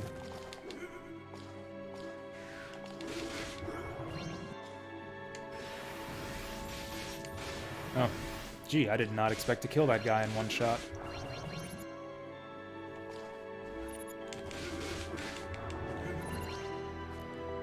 Alright, I think we've almost got the Resurrect. You know, it would actually be somewhat appropriate to call this remake Actraiser Resurrected, since your guy resurrects after you've filled up your crystal gauge. I wonder if maybe that was going to be the original title, and then they came out with Ghosts and Goblins Resurrected, and then these guys were like, fuck, we gotta change the title. What's something that means the same thing as resurrected? Rebirth. Fuck, that's been taken too. Renaissance. There we go. I'm gonna die again. Those are two terrible hits. Apple? Nope. Was there a healing spell in this game? I don't think there is. I would love a healing spell. Whoa, I've never seen him do that. You gotta be kidding me. You gotta be kidding me. No fucking checkpoints. Alright, just magic everything to death. There's our apple. I never noticed this till now. You don't have variable jump height in this game. Yeah, no matter how long you press the button for, you jump the same height. Alright, take no chances. Leave no prisoners. Whoa. Oh.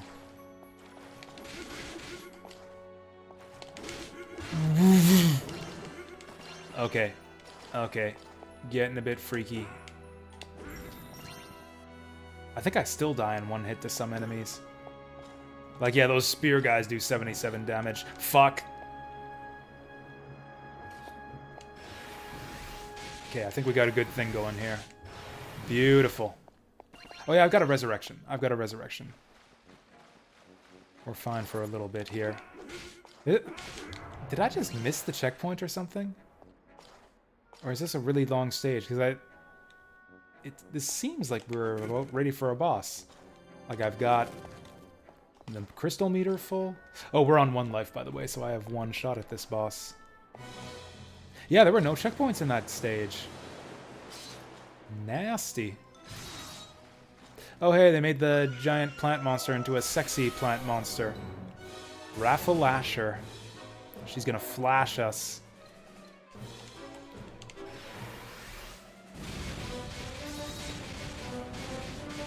That was pretty effective. Not effective enough. We're gonna... Okay, watch out for that. I don't know what that is, but I don't want to get hit by it.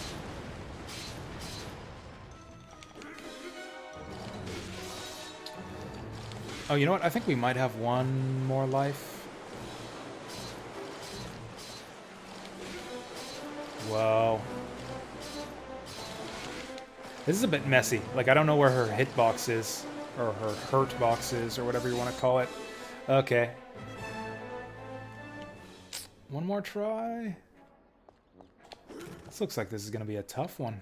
Maybe she's got a weakness. Probably fire. Oh, Raffalasher. She's a lasher, not a flasher. That looks like that. Okay, how do I tell when that's coming up? How do I tell when she's gonna chomp me?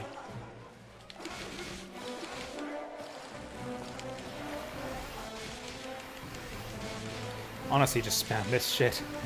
Honestly, just spam that shit. That does seem to be your weak point. There you go.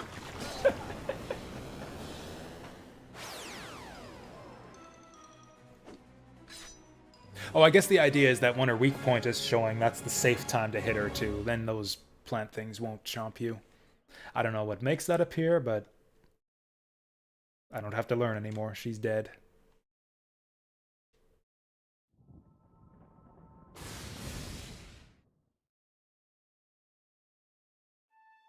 Oh, is that a little hula girl? I would love it if we get a little hula girl to talk to for this town.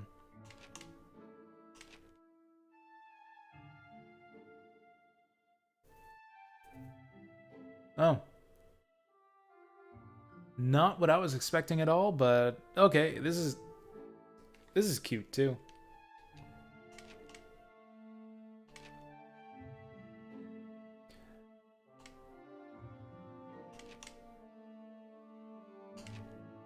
All right.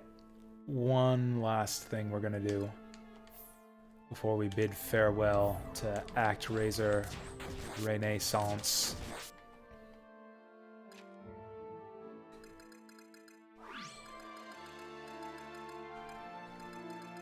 Where is it? There we go.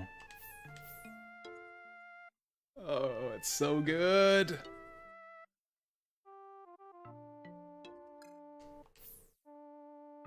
Actually, there was a funny... Oh, I didn't know we could zoom in.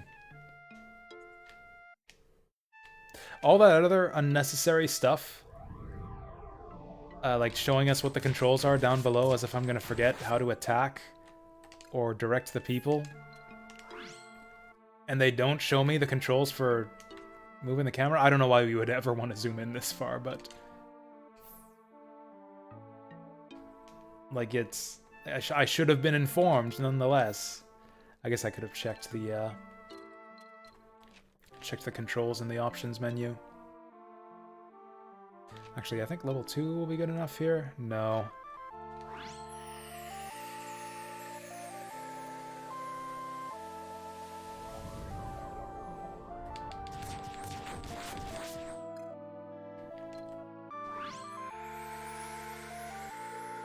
And then what do we use to clear the trees? I'm guessing just lightning. Oh, yeah. I guess we gotta bring these people bridges if they're gonna get to that monster lair. Oh, and I guess the other thing I want to check out is who is the hero of this town. Oh, I haven't directed these people to build shit. There we go.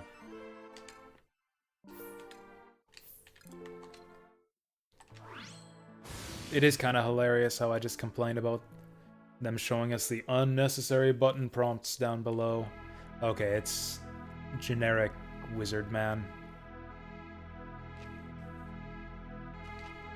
After all my complaining about them showing the unnecessary button prompts in the bottom right, I continuously still hit the wrong buttons to bring up stuff.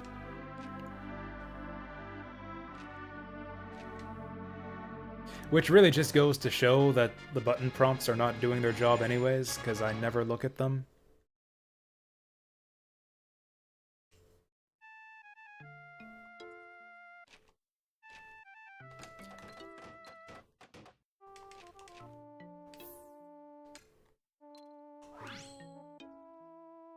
I think I might have hit cancel instead of confirm.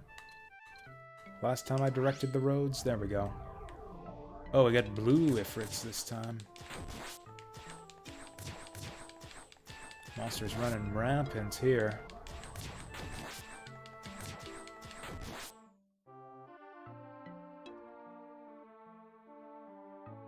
In terms of presentation, I do think that the overhead town building segments are the nicest looking parts of the game.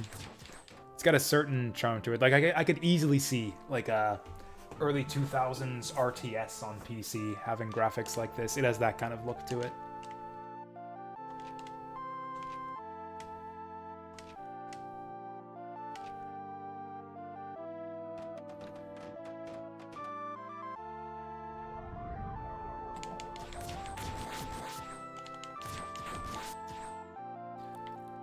And with that, I don't think we need magic for anything else.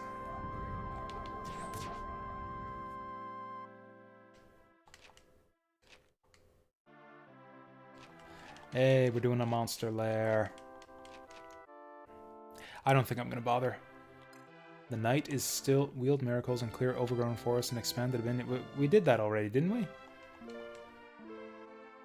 Also, this guy's name is She-Male.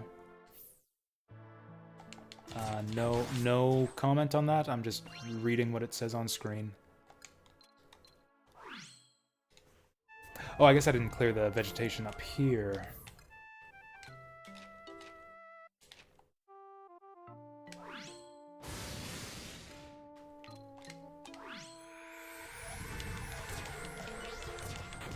I don't know why these people care about vegetation up there getting cleared, since they can't even build there. But whatever. Right, I remember being one of the reasons that it took me a long time to clear the original Actraiser when I streamed it before was I got stuck in this area for a long time. Because I couldn't figure out how to build over to this island and see this seal this monster lair. Like I think you have to bring a certain item here? And I can't remember how to get it.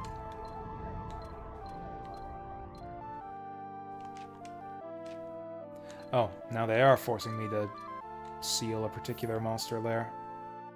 Wait, or are they? Oh, I have to get the one. Don't you dare! Oh, this guy takes out workshops. You gotta build over this one, but these guys don't have bridges yet. I think I might have to give them bridges from somewhere else.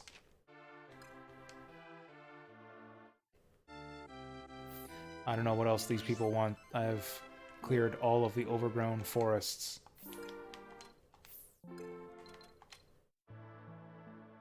I think.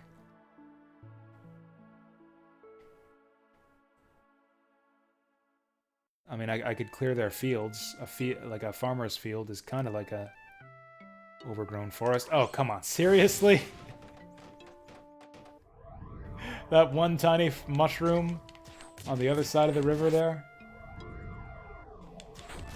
God, I must have missed another one that still didn't clear it.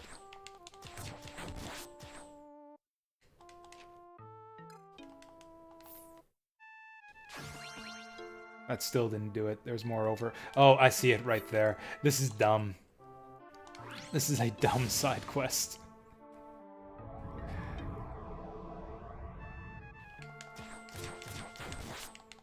This is like, yeah, the developer's mobile gaming roots showing through here too. This is some hidden object shit in this on this map. What else do I have to clear? Or is there another swamp somewhere? I don't even care. It's like I said, I'm probably... Oh, maybe we have to clear this out? I forget what you do with this island, too. Fuck it. There's one more thing I'm gonna do.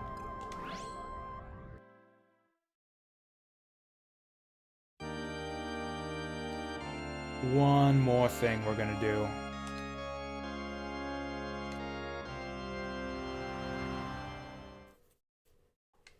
And that is check out the 16-bit rendition of the Itos theme. Okay. This one's pretty nice, too.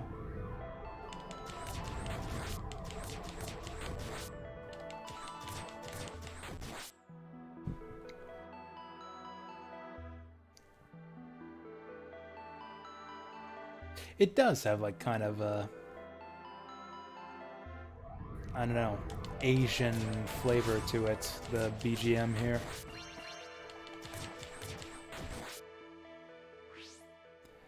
Man, monsters are spawning a lot more frequently here.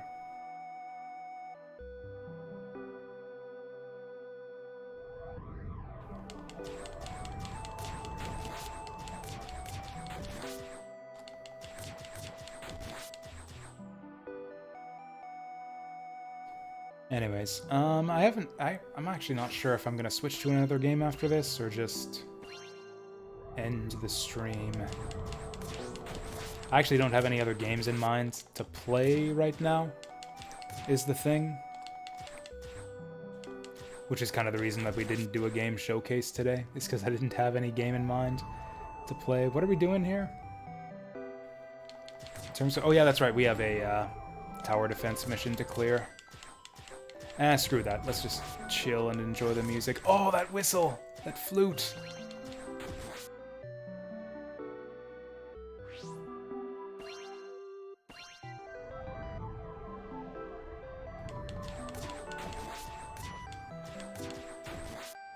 The sound effects mesh well with this style of background music, too. I don't think the sound effects are like SNES sound chip accurate, but, you know, they blend well enough with the BGM. Doesn't sound out of place.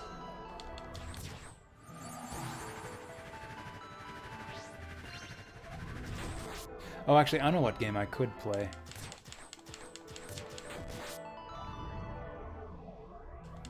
I don't think I am gonna play it, so I'll just mention this. That I was playing Umihara Kawase the other day. Out of curiosity, I checked the achievement list for that game.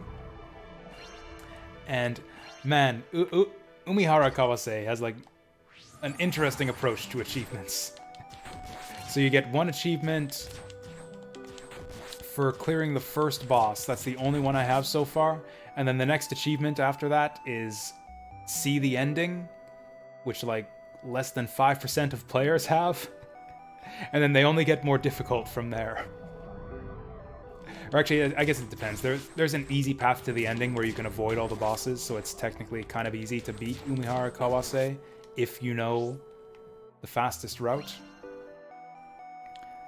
And then there's other ones like clear each of the other bosses, which are actually kind of difficult to locate, and then clear all stages and find all exits and capture all monsters, which are just like ridiculously challenging. Like pretty much all of the achievements in Umihara Kawase are like very tough to the point that most players probably won't get any of them. Because even the first boss, the tadpole, is not that easy.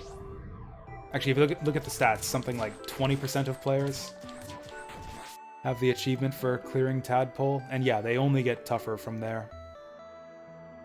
I just like that idea. The idea of a game where it's like all of the achievements are actually difficult things to accomplish in the game.